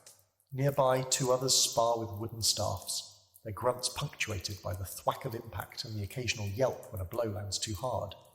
No helmets today, just thick skulls and pure ego. But it's not all brute strength. You notice one of the older warriors running drills for the youngest fighters, having them walk silently in a crouch holding their breath, balancing stones on the backs of their hands. Stealth, agility, balance, all crucial if you plan to sneak up on someone whose entire house is literally listening for threats in the dark. And now, the quirky bit. Vikings were likely early users of skis in combat. Not the Olympic downhill kind, but narrow wooden skis that let them glide over snow faster than any poor foot-slogging soldier could manage. There are sagas describing ski troops, warriors trained to move silently over the snow, arrows at the ready. Some historians think this gave them a massive winter advantage, especially in surprise raids. There's still debate, of course. Some argue that ski combat was rare, more the stuff of heroic exaggeration than daily warfare. Others point to archaeological finds of ski fragments and stylized carvings that suggest winter mobility was no joke. Either way, it makes you look at the snow-covered field with new eyes. What seems like a hindrance could easily become a weapon. You take a staff when someone offers it and get in line, half committed. Your first swing is slow and wide, sloppy. You nearly hit your own knee. But no one mocks you. Everyone here was terrible once. The man across from you, a woman actually, once she lifts her hood, grins. She jabs low. You block too high, she taps your ribs. You try not to yelp. After 10 minutes, your hands are numb. After 20, they're on fire. After 30, you've forgotten you were ever cold. That's the trick. Movement isn't just exercise, it's survival. It keeps your blood flowing, your limbs alert, your fear quiet. When you fight in the cold, you stop being cold. You become something else. A furnace wrapped in frozen leather and grim determination. The drill ends with everyone forming a loose circle. They toss snow into the air, shouting a chant that sounds part battle cry, part joke. Someone slips and falls flat on their back. Laughter erupts. The firewood pile groans under the weight of fresh snow, and for a moment the world feels light again. You walk back to the longhouse, sore but energized, carrying the staff like it belongs to you now. Your breath fogs in front of you, and for once You're not trying to outrun the cold. You've met it head on, wrestled with it, maybe even earned its respect. Inside, the fire feels warmer than usual, not because it's burning hotter, but because you are. And when the next storm comes, and it will, you'll be ready. You wake to a sound you haven't heard in weeks, laughter. Small, shrill, unstoppable. Not from the warriors or the elders or the overworked woman who never stop spinning wool. This time it's coming from the smallest creatures in the longhouse, the children, like just one either. It's a pack of them tumbling like wolf pups across the hay-strewn floor, bundled in so many layers of wool and fur that they bounce when in a fall. Someone throws a crust of stale bread, and two of them scramble for it like it's a rare jewel. It is, in its own way. You sit up slowly, watching them with equal parts amusement and disbelief. How are they not frozen solid? How are they even awake? But of course, this is their world. Born into winter, raised under dark skies and surrounded by smoke and steam and stories, they don't know anything else. While you've been surviving, they've been living. Loudly, violently, joyfully. Childhood in the Viking Age wasn't all sword practice and tiny-horned helmets, though you do spot one kid with a makeshift helm made from a bent cooking pot. It's adorable and terrifying. But really, it was a constant tug-of-war between play and work. And in the deep winter, when there were fewer chores to do and not much space to run, imagination exploded like frost on glass. Two boys are locked in a fierce duel, using carved sticks as swords, complete with sound effects that are way too enthusiastic. A girl sits in the corner weaving something with surprising precision, tiny fingers flying, probably having spun more wool in her 9 years than you will in your entire life. Another child barely out of toddlerhood is dragging a chicken around by the foot. The chicken seems mildly resigned. Viking kids didn't get much in the way of luxury. Toys were carved from bone or wood, simple things, horses, ships, figurines, sometimes whistles or spinning tops. Nothing fancy, but everything mattered. A carved figure could become a warrior, a god, a dragon. A bone could be a rattle or a game piece or a blunt projectile when negotiations between siblings failed. One of the girls tosses a handful of snow into a boy's hood while he's not looking. He turns, indignant, and launches a counterattack. Snow mixed with bits of hay. There's screaming. There's running. There's someone tripping over a sleeping dog. No one intervenes. The adults barely glance up. This is the noise of life continuing. Let them scream. Historically, Viking children had to grow up fast. Infant mortality was high. About half of all children didn't survive past age 5. That meant those who did live were tough. Not in the they eat dirt and never cry kind of way, though they probably did eat dirt, but in the they haul water at 6, herd goats at 7, and can gut a fish by 8 kind of way. But even so, winter gave them something precious. Time. With farming paused, travel dangerous, and most of the adults stuck inside, the children had more freedom to play, to observe, to learn by osmosis. You notice one boy watching intently as an elder sharpens a blade, mimicking the motion with a wooden stick. Another listens as 2 women recite a saga, eyes wide, lips silently mouthing the lines. These aren't distractions, they're training. Cultural downloads, Norse edition. Here's a historical gem. Some sagas and archaeological finds suggest that Viking children were given miniature versions of adult tools, not just for play but for early skill building. Tiny axes, toy boats, even a scaled-down shields. The line between game and preparation was thin. That pretend sword fight over by the hearth? It might be fun now, but in a few years, it'll be muscle memory when real danger comes. One boy slips and smacks his head against a beam. He doesn't cry. He just looks around quickly to see if anyone noticed, then goes back to throwing pine cones. You make eye contact. He grins, gap-toothed, like a wolf cub who knows he'll own the forest one day. And now for the quirky fact, Viking lullabies were dark, like go to sleep or trolls will steal your eyes dark. Many Old Norse bedtime songs were meant less to soothe and more to warn, about wolves, about the sea, about ghosts. One reconstructed lullaby actually includes a line about ravens coming to peck at the bones of naughty children. Sweet dreams, right? But that's the thing. Fear was baked into childhood here. Not to scar kids, but to teach them. The world was dangerous, the cold could kill, the woods held secrets. So the stories and songs weren't designed to protect kids from fear. They taught kids how to live with it, to laugh at it, to grow teeth of their own. You watch as one of the older children gathers the rest into a circle. and begins telling a tale. Not reading from a book, there are no books here, but from memory. His voice rises and falls in perfect imitation of the skald. The story is a familiar one, something about a hero tricking a frost giant and stealing back the sun. You lean in unconsciously, everyone does. Even the baby dragging the chicken stops and listens. There is some debate among scholars about just how much agency Viking children had. Some argue they were expected to be miniature adults as early as possible. Others think their play was encouraged, even cherished, as long as it didn't interfere with work or survival. But from what you've seen, it's not either or. These kids play hard, but they also learn through it. Every game, every story, every chore is building someone who can swing an axe by 12 and run a household by 15. The snow outside keeps falling. The world is still locked in ice. But inside the longhouse, you see the future running barefoot across the floor, chasing a goat with a stick, giggling at ghosts, and reciting stories like they were born knowing them. You smile to yourself, rubbing the soreness from your hands, and settle back against the wall. Let the children be loud today. The winter is still long, but now you know it's not lifeless. It's just making room for the next generation of survivors. You start to notice it more now. The silence. Not just the peaceful, no one's yelling kind of silence. This is deeper, older. Is the kind of silence that feels like it's listening to you. And after weeks of smoke, laughter, children fighting over goat bones, and the general din of people living shoulder to shoulder in one big wooden loaf of a house, the quiet is suddenly sharp. It starts in the early hours. The fire's low, the room's still, and for a few minutes you hear nothing. No shifting bodies, no coughs, no crackling of wood, just the sound of the wind pushing itself around outside trying to find a way in. And then you realize that is the sound. The wind, creaking wood, the occasional thump of snow sliding off the roof. It becomes your soundtrack, a kind of cold, slow music you didn't sign up for. And it's not just the longhouse. When you step outside, you hear it even more. Snow deadens everything. It swallows footsteps, hides the rustling of animals, and mutes the crash of branches bending under ice. You find yourself holding your breath more often, walking slower, listening harder.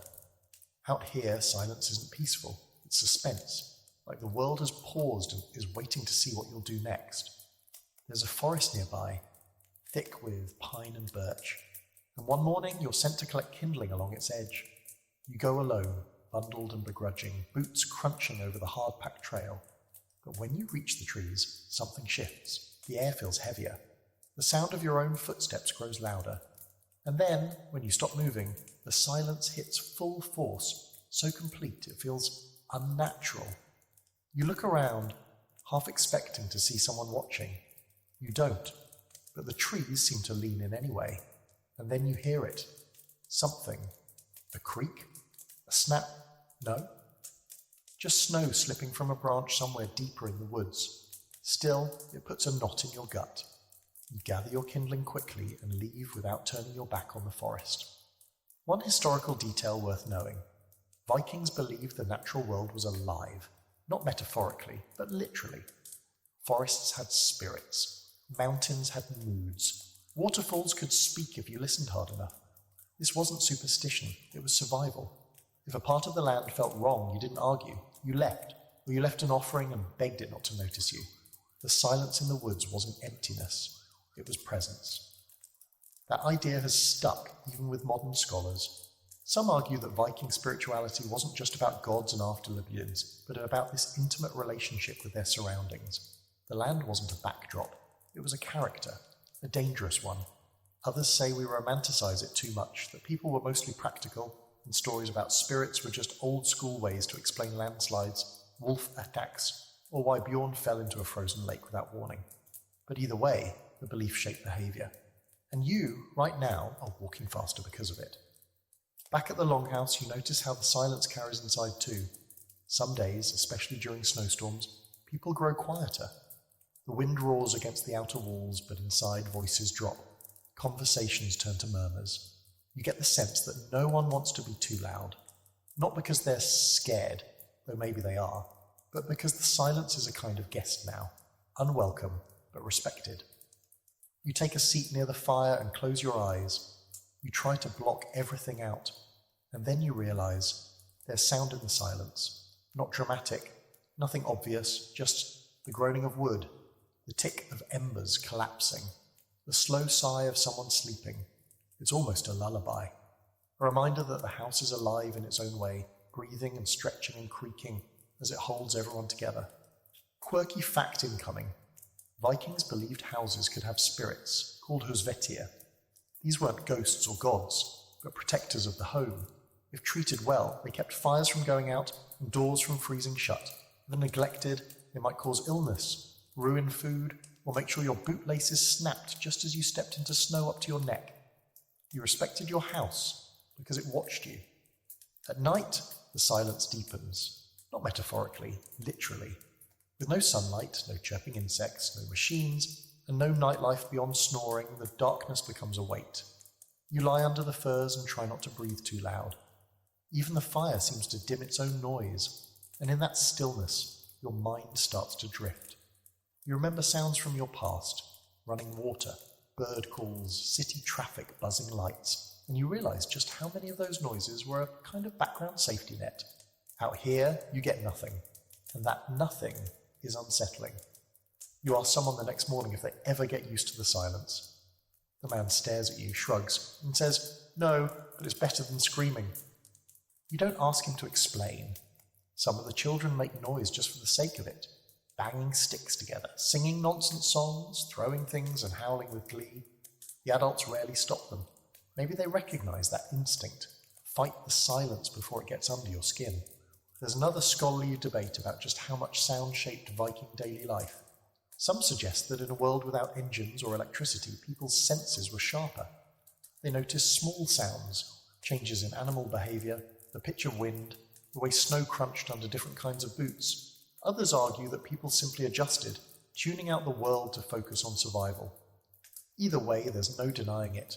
When the world is this quiet, every creak, every breath, every shift in the air matters. That night, as the wind dies down and the snow hangs silent in the air like held breath, you lie awake longer than usual. You're not cold, not hungry, not afraid, just still. And in that stillness, something in you clicks. A weird, quiet understanding. The silence isn't empty. It's full of everything that used to be here, and everything still trying to be. You exhale slowly. The fire crackles once, softly, and the house creaks in response, like it heard you. It starts as a joke. One of the boys grabs a bucket of boiling water, runs outside, and Lord hurls it into the frigid air. And just like that, poof, instant snow. The water turns to a cloud of white mist and ice crystals before it even hits the ground. Everyone cheers, partly because it's cool, partly because you've all been bored for days, and partly because any excuse to be outside doing something that doesn't involve hauling firewood or scraping ice off the door is a win.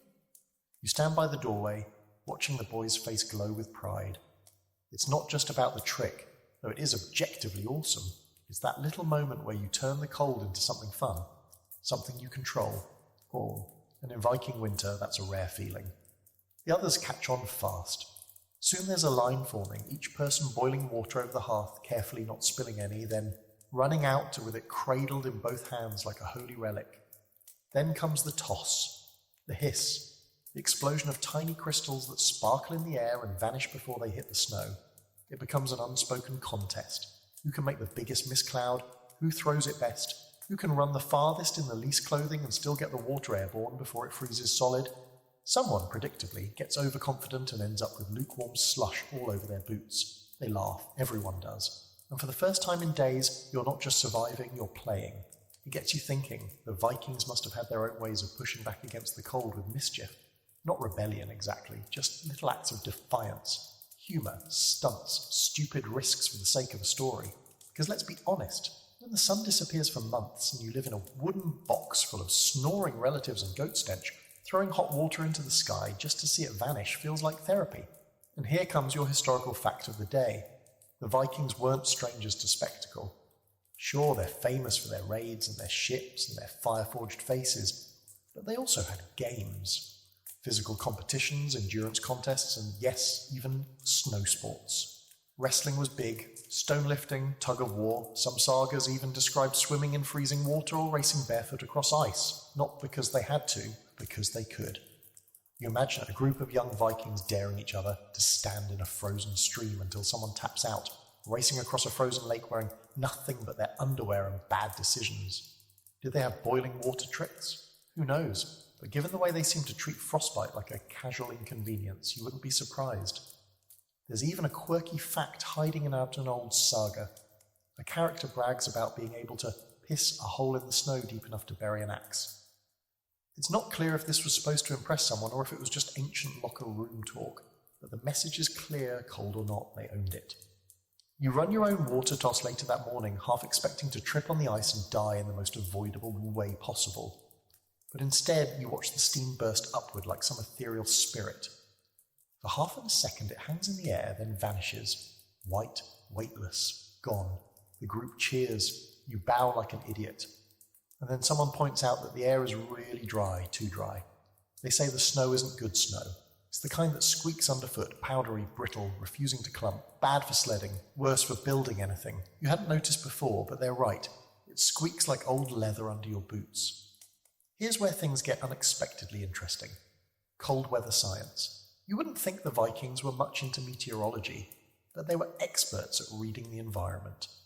They could tell how long a freeze would last based on the shape of hoarfrost, or predict snow squalls by watching how smoke rose from the fire. No thermometers, no forecasts, just centuries of paying very close attention. Some scholars think the Vikings used weather reading skills in travel planning. Before setting out on a journey, they'd examine cloud movement, snow patterns, and even animal behaviour to guess whether they'd get stuck in a storm. It wasn't always accurate. There are plenty of tales about ships getting iced in unexpectedly, but it worked often enough to become tradition. You try it yourself, stepping back from the boiling water Olympics to squint at the sky. It's pale, hazy, and seems to glow faintly at the edges like a candle behind frosted glass. A man beside you mutters, "There'll be ice fog tonight." You nod, pretending you know what that means. He grins and adds, "Sleep with your boots under the blanket, or you'll spend the morning cursing." By midday, your face aches from smiling too much. Your fingers are stiff, and your legs feel like you ran a marathon in a snowstorm while being heckled by ghosts. You head back inside with the others, trailing slush and laughter behind you. The longhouse smells like stew again, this time with something that almost resembles garlic, and the fire is roaring, casting orange flickers across every smoke-darkened surface.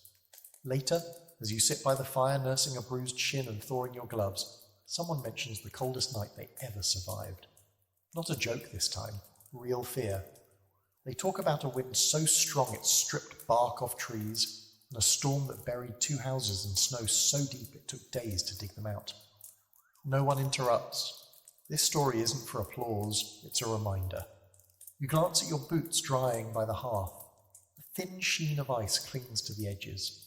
The warmth here is precious, yes, but temporary. And yet today you didn't just endure the cold. You laughed in its face, you turned it into a game. And maybe that's the secret. Not brute strength, not endless layers of wool and leather and fat, but play, curiosity, that strange rebellious joy that dares to say, yes, it's freezing, but I'm still going to toss boiling water into the sky just to watch it fly.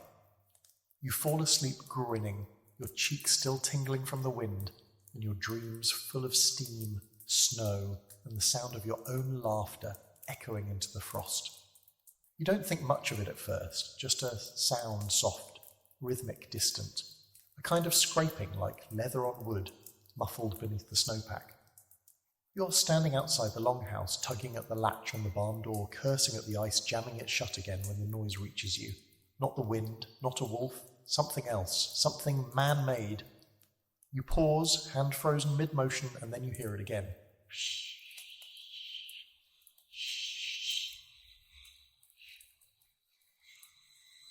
And then out of the trees they glide into view. Skiers, actual Viking skiers. They come in pairs, tall shapes hunched slightly forward, long wooden boards strapped to their feet, poles tucked under arms like spears.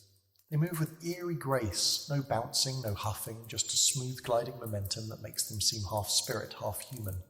Their cloaks ripple behind them, boots lash tight, and their breath steams like dragon smoke. You stand there slack-jawed as they pass, barely sparing you a glance. And then they're gone, slipping back into the forest like snow ghosts. You blink a few times and laugh under your breath. Of Of course the Vikings figured out how to travel across this frozen nightmare in style.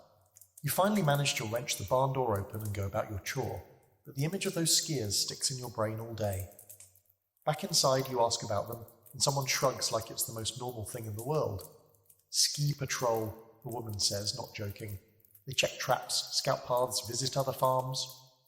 You nod slowly, trying to process the idea of Viking winter patrols on skis. Then someone mentions they also hunt like that. Stealthy, fast, efficient. Try sneaking up on a deer in 3 feet of snow without skis. Good luck.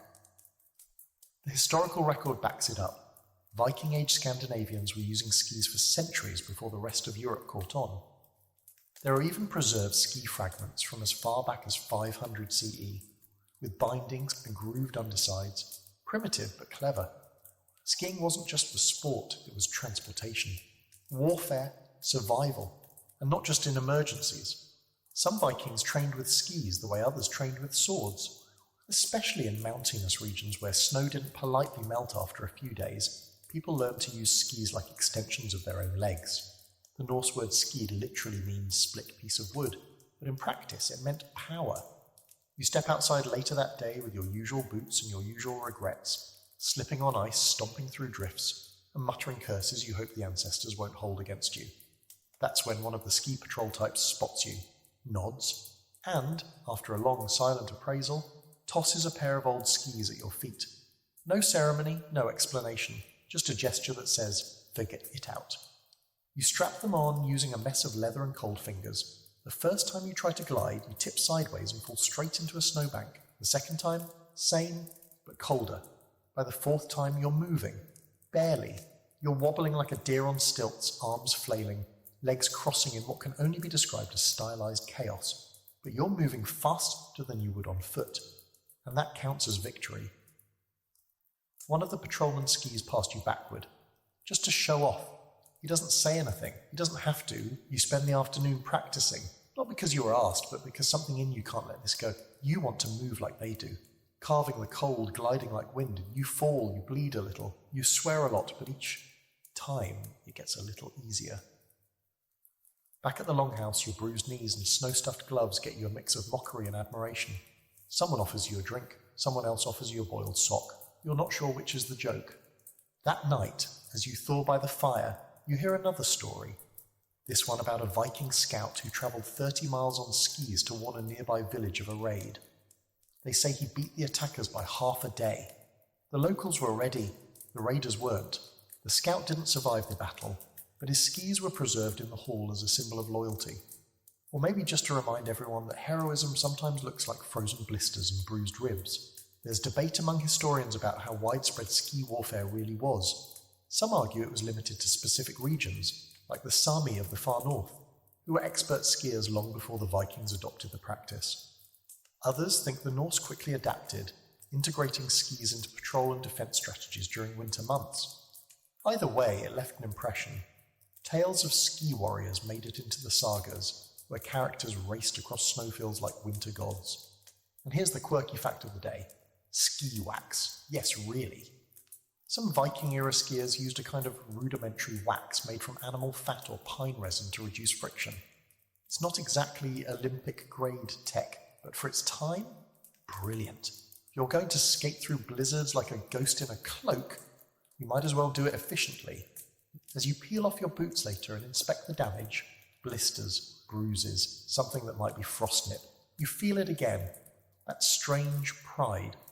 You didn't master skiing in one day, of course not, but you got closer to the land, closer to the people who've been doing this their whole lives, closer to a version of yourself that doesn't panic every time your foot sinks into a snowbank. Tomorrow you'll try again, and maybe, just maybe, you'll be the one gliding past the longhouse next time.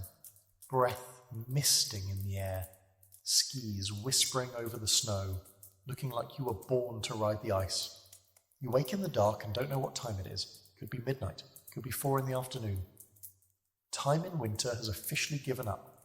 The fire's low, casting long shadows across the rafters, and everyone around you is sleeping, sort of.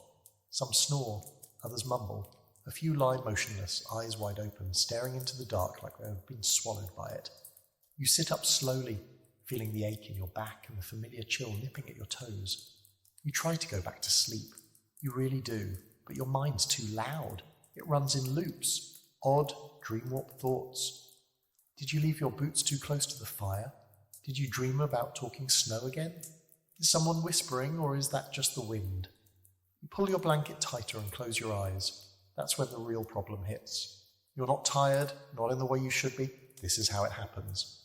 First, the sun disappears for days, then weeks. You tell yourself you'll just sleep more, maybe hibernate a little, but instead your rhythms collapse. You wake up at odd hours, can't sleep when you should, sleep too deeply when you shouldn't, and drift into weird, half-waking dreams full of shadows and snow and things with too many eyes.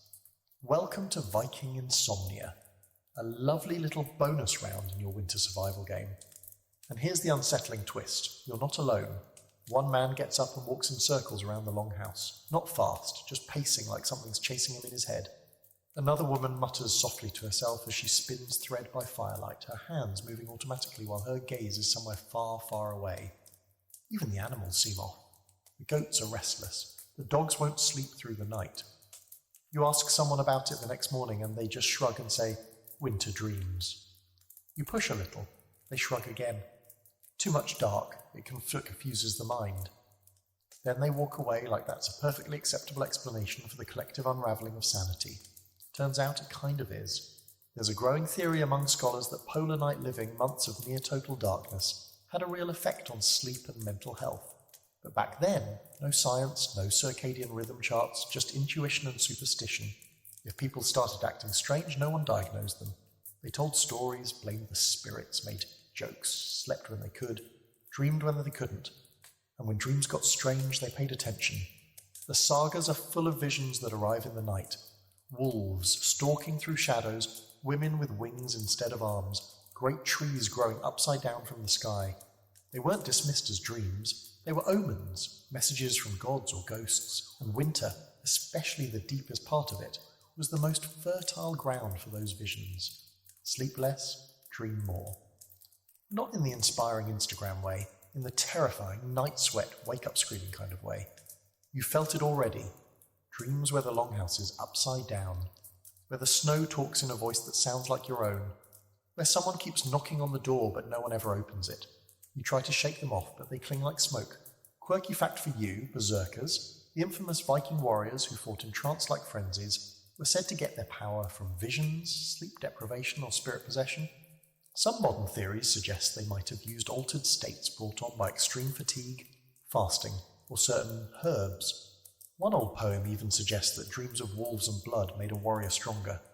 So maybe your weird dreams are just prep work. You're halfway to berserker status already. Tonight you can't sleep again. So you get up. You step quietly over snoring bodies and push open the longhouse door. The cold hits you like a slap, but it wakes you up fully. Outside the world is quiet, but not dead. The sky is black, dotted with stars so sharp they look like they could slice you open if you stared too long. The snow reflects them, shimmering faintly like a mirror of the heavens. For a moment, it's beautiful. Then you realize what's missing.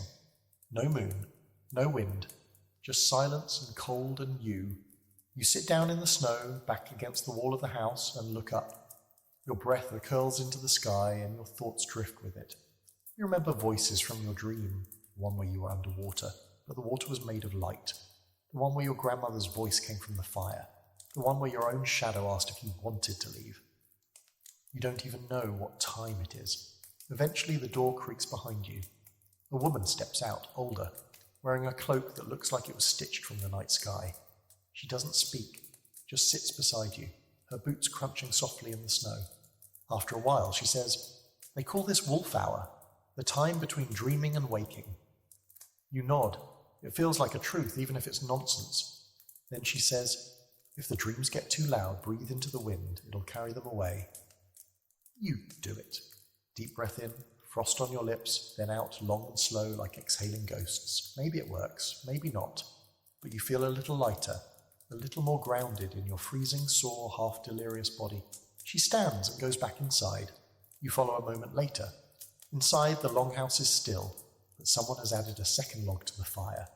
Its light feels softer now, like it's watching over you instead of just burning to stay alive. You lie down, and for once sleep comes quickly. And your dreams? They stay quiet for now. The ground is too hard to dig. That's the first problem. The second is that someone has died. You learn about it the same way everyone else does, quietly. A whispered word passed through the longhouse, a slow silence spreading over breakfast. One less bowl passed around. No crying, no wailing, no dramatic declarations, just a shared awareness, heavy and calm, as if everyone had already made peace with the possibility and had simply been waiting for it to arrive. He was old, one of the elders, skin like birch bark, voice like gravel soaked in mead. You never knew his name, not really, just a blur of consonants you never quite caught. But he'd always been there, sitting near the fire, muttering about weather patterns and how wolves used to be more polite. And now he's not. You look toward his usual spot, empty. Just his fur blanket folded in half, his boots placed beside it. His walking stick rests against the wall, like it's waiting for him to come back and grab it. But he won't. Death doesn't pause for winter, and winter doesn't make it easier. In some ways, it makes it worse. There's no earth to receive the body, no soft soil to dig into, only frozen ground, hard as stone, locked in ice. Digging a grave in this season isn't just labour, it's punishment. So instead, they build a cairn. A few men haul stones from the riverbank, stacking them with slow precision in the frozen clearing behind the longhouse. You watch from a distance, feeling the chill, pressed down heavier than usual. The body is wrapped in furs, carried on a wooden board. His face is covered. You don't see it. You don't want to. The burial is short, practical. A few words are spoken, low, rhythmic, more chant than speech. Someone lays a carved bone beside him, another places a knife, not the good kind, not a raiding blade or a sword, just something simple for the journey, a token gesture. You half expect a dramatic send-off. Flaming ships, thunder, Valkyries. But this isn't a saga. This is survival. And even in death, people economize. Historical fact, in deep winter, Viking burials often adapted. Traditional ship burials or mound graves required resources, time, manpower, materials, that might not be available when the land was frozen solid. In places like Iceland, Greenland, or northern Norway, bodies might be stored in outbuildings, buried in shallow graves, or even laid beneath cairns until the spring thaw allowed for more proper interment. You wonder about that, about the people who died and just waited, frozen in the dark until the earth softened enough to take them in. How many longhouses kept their dead close for weeks, maybe months? Tucked away, wrapped in furs, given a corner like an honoured but very silent guest. Someone once told you that Vikings believed the soul lingered near the body after death.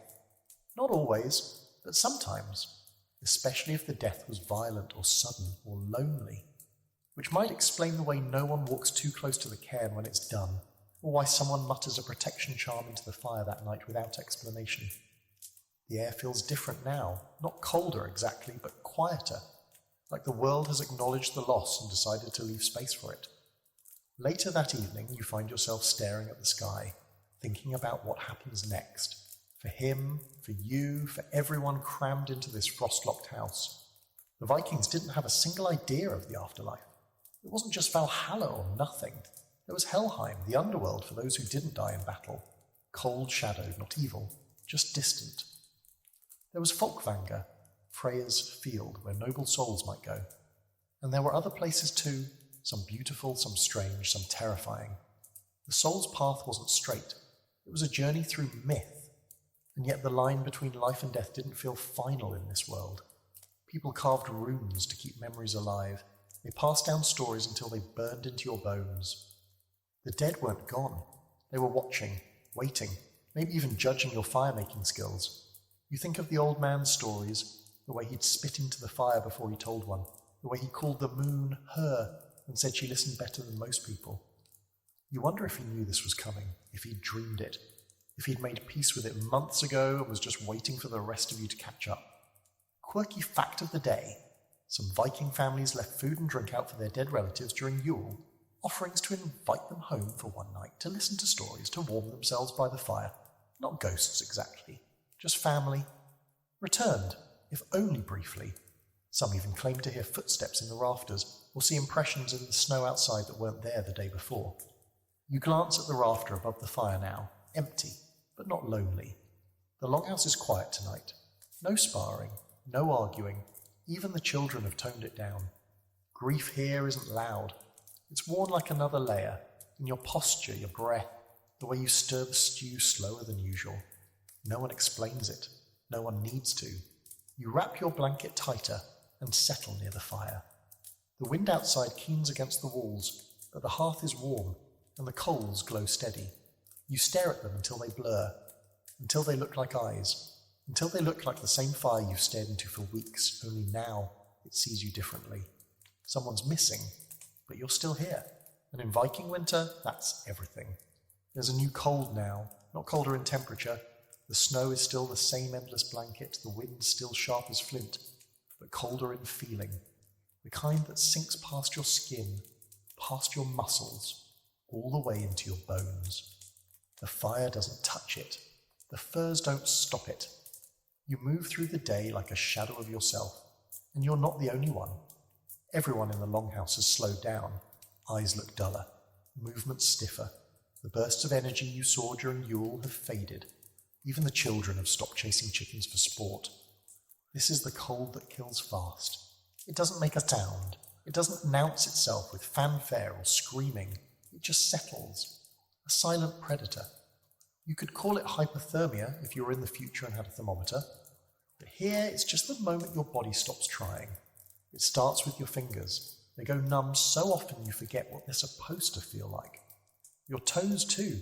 You begin to move like your joints belong to someone else. And the worst part? Sometimes it feels good. A strange, dreamy warmth crawling up from your limbs to your chest. Like your body's telling you it's okay to lie down. Just rest, just sleep, let go. That's the trap. One man did. He went to check the snares before dawn, wrapped in every scrap of wool and fur he owned. The snow was ankle deep, the wind light, and he never came back. By noon, someone found him under a pine tree, sitting with his back against the trunk like he'd just paused to catch his breath. His eyes were open, his mouth slightly parted, and his gloves were still on. That's how fast it happens. The body came back stiff. They didn't even try to warm it. What would be the point? Instead, they laid him beside the longhouse while someone cleared snow from a burial spot. This time the ground was too hard even for stones, so they built a pyre, slowly, grimly, stacking what dry wood they had. The flames took a long time to catch, and everyone watched. No prayers, just firelight in winter gloom, smoke rising into a sky that refused to change. There's a historical truth to it. The Vikings understood cold in a way most cultures didn't have to. They respected it, feared it, made it part of their mythos. Frost giants were some of the first beings in their cosmology, born from the ice at the edge of creation. Cold wasn't just weather. It was ancient. It was hostile. It had names. And when it took someone, you didn't fight it. You honored it. You acknowledged it won. Later that night, someone tells a story by the fire about a man who tried to outrun the cold by running into it. He believed that if he ran hard enough, far enough, he could escape winter altogether. Instead, the snow turned to glass beneath him, and he shattered on the way down. A cautionary tale, sure, but also strangely a kind of joke. The kind you tell when there's nothing else to do but laugh at the thing that might kill you next. And here's a quirky little detail you wish wasn't real. Sometimes, in extreme cold, people undress. Their brains, starved of heat, start to believe they're burning. They strip off their furs, walk barefoot into snowbanks, lie down like they're sunbathing. The longhouse has a word for it you can't quite pronounce, something half curse, half whisper, but the meaning's clear. If someone goes outside smiling in their underwear, you don't follow them. Instead, you wait, you hope. Or you mark the time until the snow stops falling and someone can go out and gather what's left. You find yourself checking your own fingers more now, pinching your skin, tapping your feet. Anything to remind your body that it's here. You drink more broth, even when it tastes like bark. You sit close to the hearth, ignoring the smoke that stings your eyes. You wrap and unwrap your scarf until the friction burns. You pretend to read the lines of your palm like they'll tell you how much longer you've got. And you keep watch, on yourself, on the others. Because here's the thing no one says out loud. Most people don't die of drama in winter. Not from wolves, not from sword fights or spirits. They die because they stop trying. One little surrender at a time. Skip a meal. Don't tie your boots. Forget to check the water bucket for ice. Step outside for a minute too long. Let the fire burn too low. Don't notice the man next to you has stopped shivering. That's all it takes. There's debate among scholars about how many people truly fell to the cold each year in Viking settlements. Records are scarce. The dead didn't leave reports, but bones tell stories, and some mass graves show signs of sudden seasonal mortality. Too many bodies, buried too fast, all from the same village, the same month. Some think it was disease, others whisper famine, but those who have lived it, they know that cold alone can do the job. Tonight, you notice one of the children is too quiet. A little girl who usually sings songs about trolls is just sitting by the wall, staring at her hands. Her nose is red, her lips pale. You crouch beside her and pull her into your arms without a word. She doesn't resist. You tuck her under your blanket near the fire and start humming a tune you don't remember learning. She falls asleep with her head on your chest. You stay awake all night. In the morning, she's fine. The sun doesn't rise, but the longhouse still stirs. Someone checks the fire. Someone stirs the pot. Life continues. The cold is still there, outside, inside, waiting. But so are you, and you haven't stopped trying. You've been in this longhouse long enough to know that privacy is a myth. Every breath, every twitch, every ill-timed stomach grumble is someone else's business. You sleep nose to nose with cousins you've never properly met, wake up tangled in goat blankets and stray feet, and bathe, if you can call it that, next to the person whose job it is to make cheese. And yet somehow, despite the crushing closeness of it all, things still manage to happen quietly. Take, for example, the affair brewing in the back corner of the longhouse. It starts with the way two people never quite make eye contact, then the way they do, the way their hands brush just a moment too long when passing a cup of ale, the way one of them lingers a little too long by the fire after everyone else has gone to sleep. It's subtle, but not that subtle. Nothing can stay hidden forever in a room full of 20 people pretending not to listen. And honestly, who can blame them? The cold brings people together in ways that go beyond shared warmth and chores. When you've spent a month wrapped in the same damp wool and listening to the wind scream through the cracks in the roof, you start craving contact that isn't survival-based. Not just heat, but touch, connection. Someone who looks at you like you're more than just a walking pile of frostbitten toes. It's one of the strangest things about Viking winter. Even in the midst of all this death, hunger and frost, people still find room for love, or at the very least lust. Historically, the Vikings weren't shy about relationships, even in the coldest months. In fact, the long winters were often seen as prime time for matchmaking, both romantic and strategic. There was no planting to do, raiding season was on pause, so what better way to pass the time than by pairing off and keeping warm the old-fashioned way? Some marriages were arranged, of course, dowries negotiated, alliances forged, livestock exchanged, but others, they sparked under firs, over shared chores, during long nights of whispered storytelling and casual foot-to-foot contact under the communal blanket. The darkness gave people cover, gave them courage, and when the entire world outside is frozen and merciless, the heat of another person's breath can feel like salvation. There's a saying tossed around here, half serious, half dare. If you make it through one winter together, you'll survive anything. You're starting to see the logic. If two people can huddle side by side for weeks, sharing food, chores, dreams, and foot fungus, and still like each other, that's stronger than most battle-forged bonds. One night you catch the two back corner lovers sneaking out, bundled in cloaks, faces flushed with the kind of excitement that looks suspiciously like frostbite, but probably isn't. You pretend not to see, they return hours later, covered in snow, wearing matching grins that no one mentions. The fire pops once, like it knows something you don't.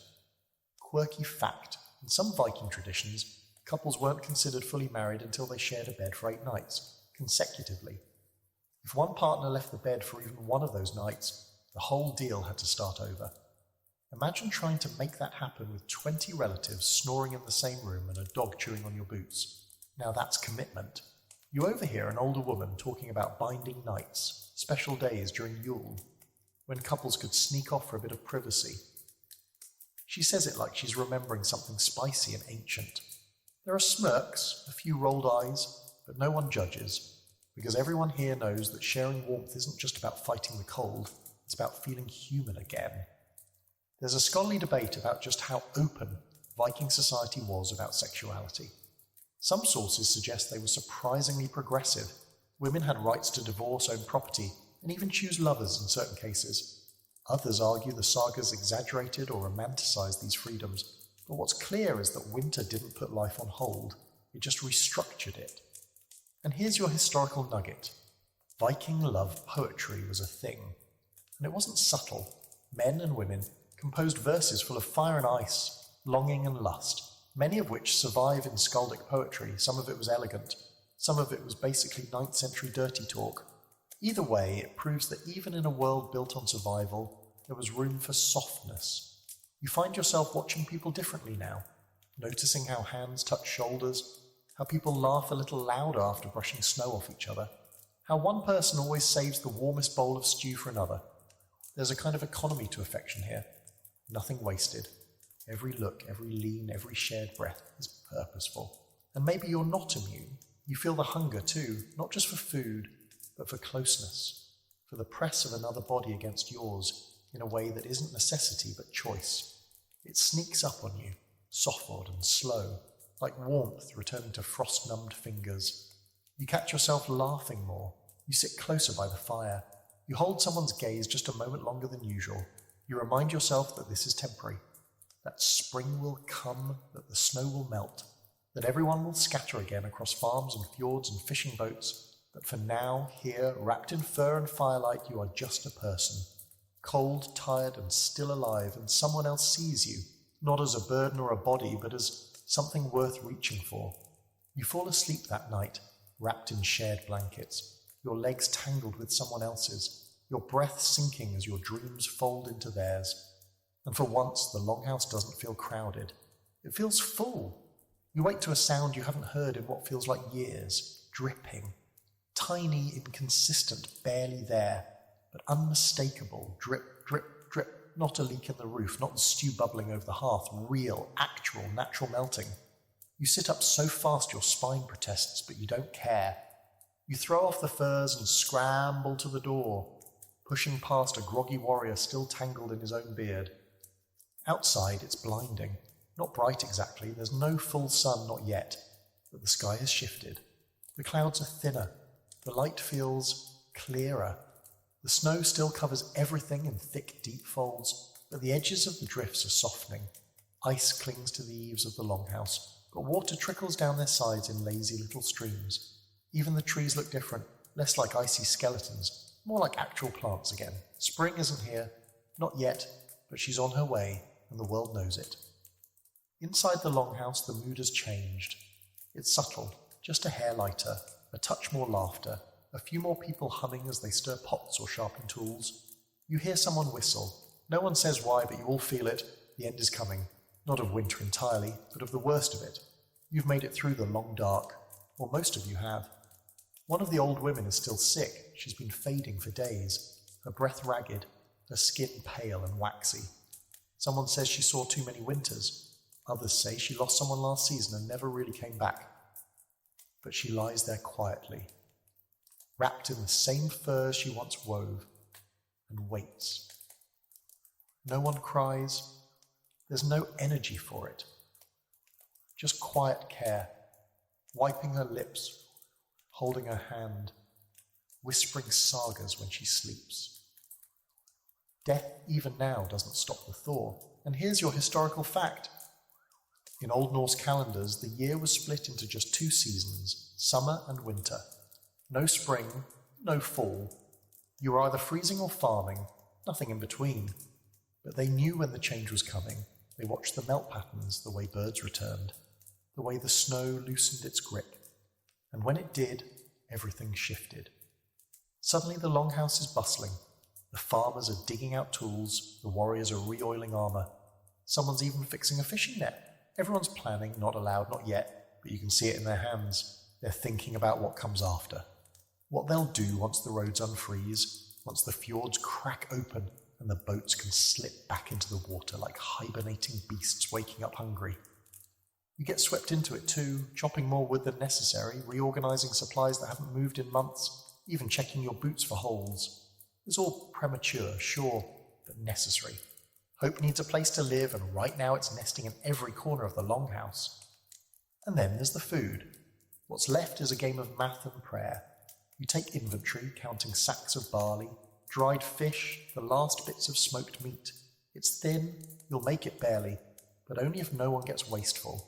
That means more water, less stew, more foraging when the ground softens, fewer indulgent snacks. One of the goats is looking a little too plump, and the cook keeps eyeing it like he's already roasting it in his mind. But there's still a treat here and there. Someone unearths a jar of pickled something you don't dare identify. It smells like regret, but tastes like triumph. There's laughter. Even the kids are louder again, running around the longhouse without getting immediately shushed. A toddler topples into a snowdrift and screams with glee instead of terror. You help him up, brushing snow off his face, and he grins like he's just discovered a new planet. There's a quirky old tale told during this time of year about a giantess who ate winter. She swallowed it whole, ice and all, and then sat in the sun until it melted in her belly. Then she sneezed, and spring came out her nose. No one tells you that story directly, but you hear it in pieces, bits of the rhyme floating through the air as children chant it under their breath. You'd laugh if the image weren't so weirdly comforting. You glance around the longhouse and see people emerging from hibernation. Not literally, they've been walking and working this whole time, but emotionally. A young man starts carving something intricate into a beam above the hearth. A twisting tree, its roots reaching down, its branches climbing up. Another woman starts singing again, a low tune about a fisherman lost at sea who married a selkie. Even the goats seem less irritated with existence. But with thaw comes mess. The snow begins to collapse underfoot. Ice turns to slush, turning every path into a trap of wet socks and twisted ankles. Water leaks in through the roof in a dozen places. Someone falls through the top layer of snow and lands knee-deep in mud. The cursing that follows is legendary. Scholars still debate whether Norse settlements truly welcomed the thaw or merely tolerated it. Spring brought flooding, rot, and unstable weather. Houses that stood firm all winter sometimes collapsed under wet snow. Stored food spoiled, animals sickened. But it also brought freedom, possibility. You could leave, hunt, breathe. You step outside again, this time without dread, and look toward the horizon. No green yet, no blossoms, but the ice on the fjord has cracks in it, tiny spiderweb fractures that sparkle in the light. You know what that means. Soon someone will test it. Soon someone will sail again. And you don't know. You're not a raider, not a farmer, not a scald, just someone who arrived, endured, and now stands blinking in the watery light, wondering what to do with survival. Inside, someone calls your name, dinner. You turn back, brushing snow off your sleeves, and step through the doorway into the longhouse that no longer smells like smoke and despair, but something better, something closer to living again. The melt has begun, and so have you. The ice breaks with a sound you feel in your chest, not a crack, not a pop, something deeper, like the earth itself is stretching after a long sleep. You pause mid-step, eyes scanning the frozen fjord in the distance. There it is again, a low, groaning moan that rolls through the air, and then a chorus of sharp staccato snaps. The ice is splitting, not all at once, but in long, crooked veins that streak across the surface like lightning frozen in mid-flash. You've never seen anything move so slowly and still feel so dangerous as everyone gathers outside, standing along the ridge that overlooks the water. No one says a word. The whole longhouse, side by side in cloaks and scarves, staring down at the fjord as it begins to fracture. Somewhere below the surface, water churns, dark and restless. A bird circles overhead, your first in weeks, and calls out with a single echoing cry. Even nature seems to be waking up. And that's when it hits you. You survived. Not just a night, not just a blizzard, the whole winter. Sure, you're still half frostbitten, sleep-deprived, mildly malnourished, and emotionally bruised, but you're alive. The longhouse still stands, most of its people are still breathing, and for the first time in what feels like lifetimes, the future isn't a vague idea shrouded in snowdrifts. It's real, tangible, loud as cracking ice and bright as thin spring light spilling through gaps in the clouds. Inside, the rush to transition begins. Cloaks are aired out, boots are repaired again, the sled dogs are shaved. Someone tries to patch a fishing net that's more whole than thread. There's movement in every direction, a chaos that feels almost giddy. Plans are forming, quickly, desperately, the way steam rushes off a boiling pot. Because now there's so much to do for first the repairs. The roof's sagging in 2 places, One of the outer walls has a section bowed from snow weight. The barn door, cracked weeks ago, finally gives out and falls straight into a puddle with a sad little splat. Tools that have been sitting idle for months are now in constant motion, hammers tapping, ropes tightening, wooden slats being fitted like puzzle pieces you almost forgot how to solve. Then come the animals. They're as relieved as you are, if not more. The goats practically dance across the muddy yard, slipping and headbutting everything in reach. The chickens are confused, loud, and deeply suspicious of the sunlight. Even the dog, who spent most of winter under a bench refusing to make eye contact with reality, now trots around proudly with a bone the size of a toddler. And then there's the human toll. Now that the worst has passed, people begin to look around and really see each other again. You notice the limp someone's been hiding, the hollowed cheeks on a man who barely ate through January, the lines on a woman's face that weren't there before the snow first fell. Survival costs something, and spring doesn't erase the tab. It just lets you look at the receipt. But there's joy too, actual joy. Someone pulls out a bone flute and starts playing a tune so cheerful it feels like blasphemy. Two women dance, spinning in the mud, laughing so hard they fall over. Someone brings out a tiny stash of honeyed mead saved from last summer, and suddenly there's a party. Not a feast, not yet, but a celebration. You drink, you laugh, you clap along, even the elders smile. And here's your historical fact for the day. Viking settlements often held blot, seasonal festivals that mark the turning of the year. Spring was sacred. Offerings were made to the gods to ensure a fertile planting season and safe sea journeys. Animals were sacrificed. Songs were sung. Mead was drunk in quantities that would make your modern liver file a complaint. You don't see any sacrifices today, unless you count the goat someone finally stopped eyeing and started roasting. But the spirit is there. Gratitude, relief, the feeling that you stared down the darkest nights of the year and made it to the other side. There's a quirky tradition too. In some regions, spring rituals involved symbolic sweeping out of winter spirits. People beat the walls of the house with birch branches or shouted chants to drive away lingering cold. One woman here takes it seriously. She runs around the longhouse smacking every wooden surface while chanting a rhyme about chasing frost trolls back into their holes. No one stops her. She's earned it. And here's the debate scholars still chew on. How much of this seasonal shift was practical, and how much was deeply spiritual? Some argue the Norse saw the end of winter as a divine reprieve, a reward for endurance, proof the gods hadn't abandoned them. Others believe the customs were just clever ways to reset the communal mind, to channel emotion and grief into ritual. But from where you're standing, watching people hug and dance and wipe mud from each other's cheeks, it's probably both. Later that night, after the mead's long gone and the fires burned low, you step outside one more time. The air is different now, less bite, more breath. The snow's soft under your boots, sinking with each step. The moon peeks through the thinning clouds, silver and patient. You look at the longhouse behind you. Its walls are smoke-darkened, its roof patched, its doorway crooked from months of frost. It's not pretty. It's not even fully functional, but it held. It sheltered you when the world froze over. And you, well, you're not the same person who walked in months ago. You felt your blood slow in your veins.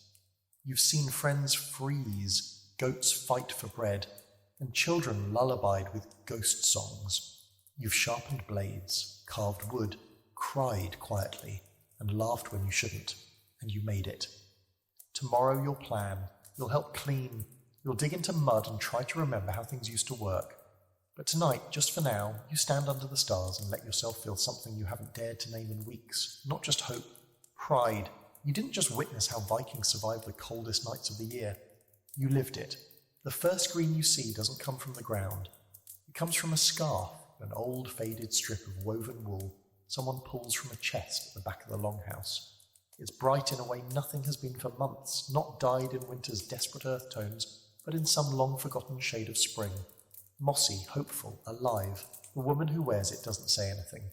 She just drapes it over her shoulders and goes outside, her breath still misting in the air, her feet sinking into the slush like she doesn't care anymore. You follow her without meaning to. You just need to be where colour is. Outside, the world's still half frozen and soaked with meltwater, but the shape of the land is coming back. Humps and ridges you forgot about are starting to reappear. The black soil is softening at the edges of the longhouse. Tree trunks are dripping. Birds, not many, but enough to make your heart stutter, flit between branches, scouting, chirping cautiously like they're not quite sure this isn't a trap. You crouch near the edge of the longhouse and scrape the snow away with your hands. Cold mud meets your fingers. You smell it before you see it, that sharp, loamy scent of thawing earth. And there it is, one tiny, ridiculous sprout pushing up through the muck, barely a plant, more like an idea of a plant, but still a thing growing. You sit there for a long time just watching it, a small green rebellion against the months of white. Inside, everyone is shifting gears. The winter tools are being stashed away, sled runners taken off, snowshoes stacked in corners, the bone needles used to repair wool being wrapped and stored. And new tools take their place, scythes, seed bags, shovels with cracked handles. The longhouse turns into a hive of forward-thinking noise. No more talk of surviving, now it's planting, sailing, rebuilding. You help dig trenches outside for water runoff, your hands blistering within the hour. You scrape ice from the garden bed beside the house, where someone plans to try growing onions again despite last year's disappointment. The soil resists at first, but then reluctantly yields. Historical fact, Viking settlements, especially in places like Iceland or Greenland, relied heavily on these brief growing seasons. Every moment of thaw mattered. They planted barley and oats, grew leeks and cabbage, and kept herb gardens near their homes. Crops weren't just food, they were proof of planning, cooperation, and a kind of stubborn optimism. You didn't farm here unless you believed the earth would give back, but spring was risky, too much sun too soon and the melt would flood the valley. Too little and the soil wouldn't loosen in time. You needed balance, you needed the weather to listen, and the gods to notice. So people hedged their bets. Offerings begin again, not dramatic sacrifices, just quiet tokens, a slice of bread buried at the forest's edge, a carved figure placed in a tree hollow, a whispered prayer spoken into the wind. You catch one man placing a feather into the garden soil, pressing it down with a reverent thumb before covering it in mud. You don't ask what it means, it probably means everything. That night, the longhouse is full of smoke again, but this time from cleaning, not cooking. They burn old hay, clear ashes from the hearth, toss out winter garbage that even the goats won't touch. One child runs out gagging after finding something unholy in the back corner. No one's sure what it was, probably something that used to be food. And then there's the light. Each day it lingers a little longer. What was once a 2-hour blink of grey has become something almost resembling sunshine. The glow stretches across the floor at strange angles, illuminating parts of the house that haven't seen real brightness in months. Dust dances in the beams. You find yourself staring at it like it's sacred. There's a new ritual too, though no one calls it that. In the early evening, people just stand outside. They don't talk, they don't work. They just stand facing the horizon, letting the light soak into their faces. You join them, breath fogging, shoulders aching, eyes half closed. The light feels like forgiveness. Quirky fact of the day. Norse mythology includes a concept called lifthrasir, a kind of life thirst or burning desire to live. In some sagas, after Ragnarok, the end of the world, 2 humans survive by hiding in a forest, feeding on dew and clinging to hope, and from them the world begins again. That's what spring feels like here. Not a continuation, a restart. Life returning after the end.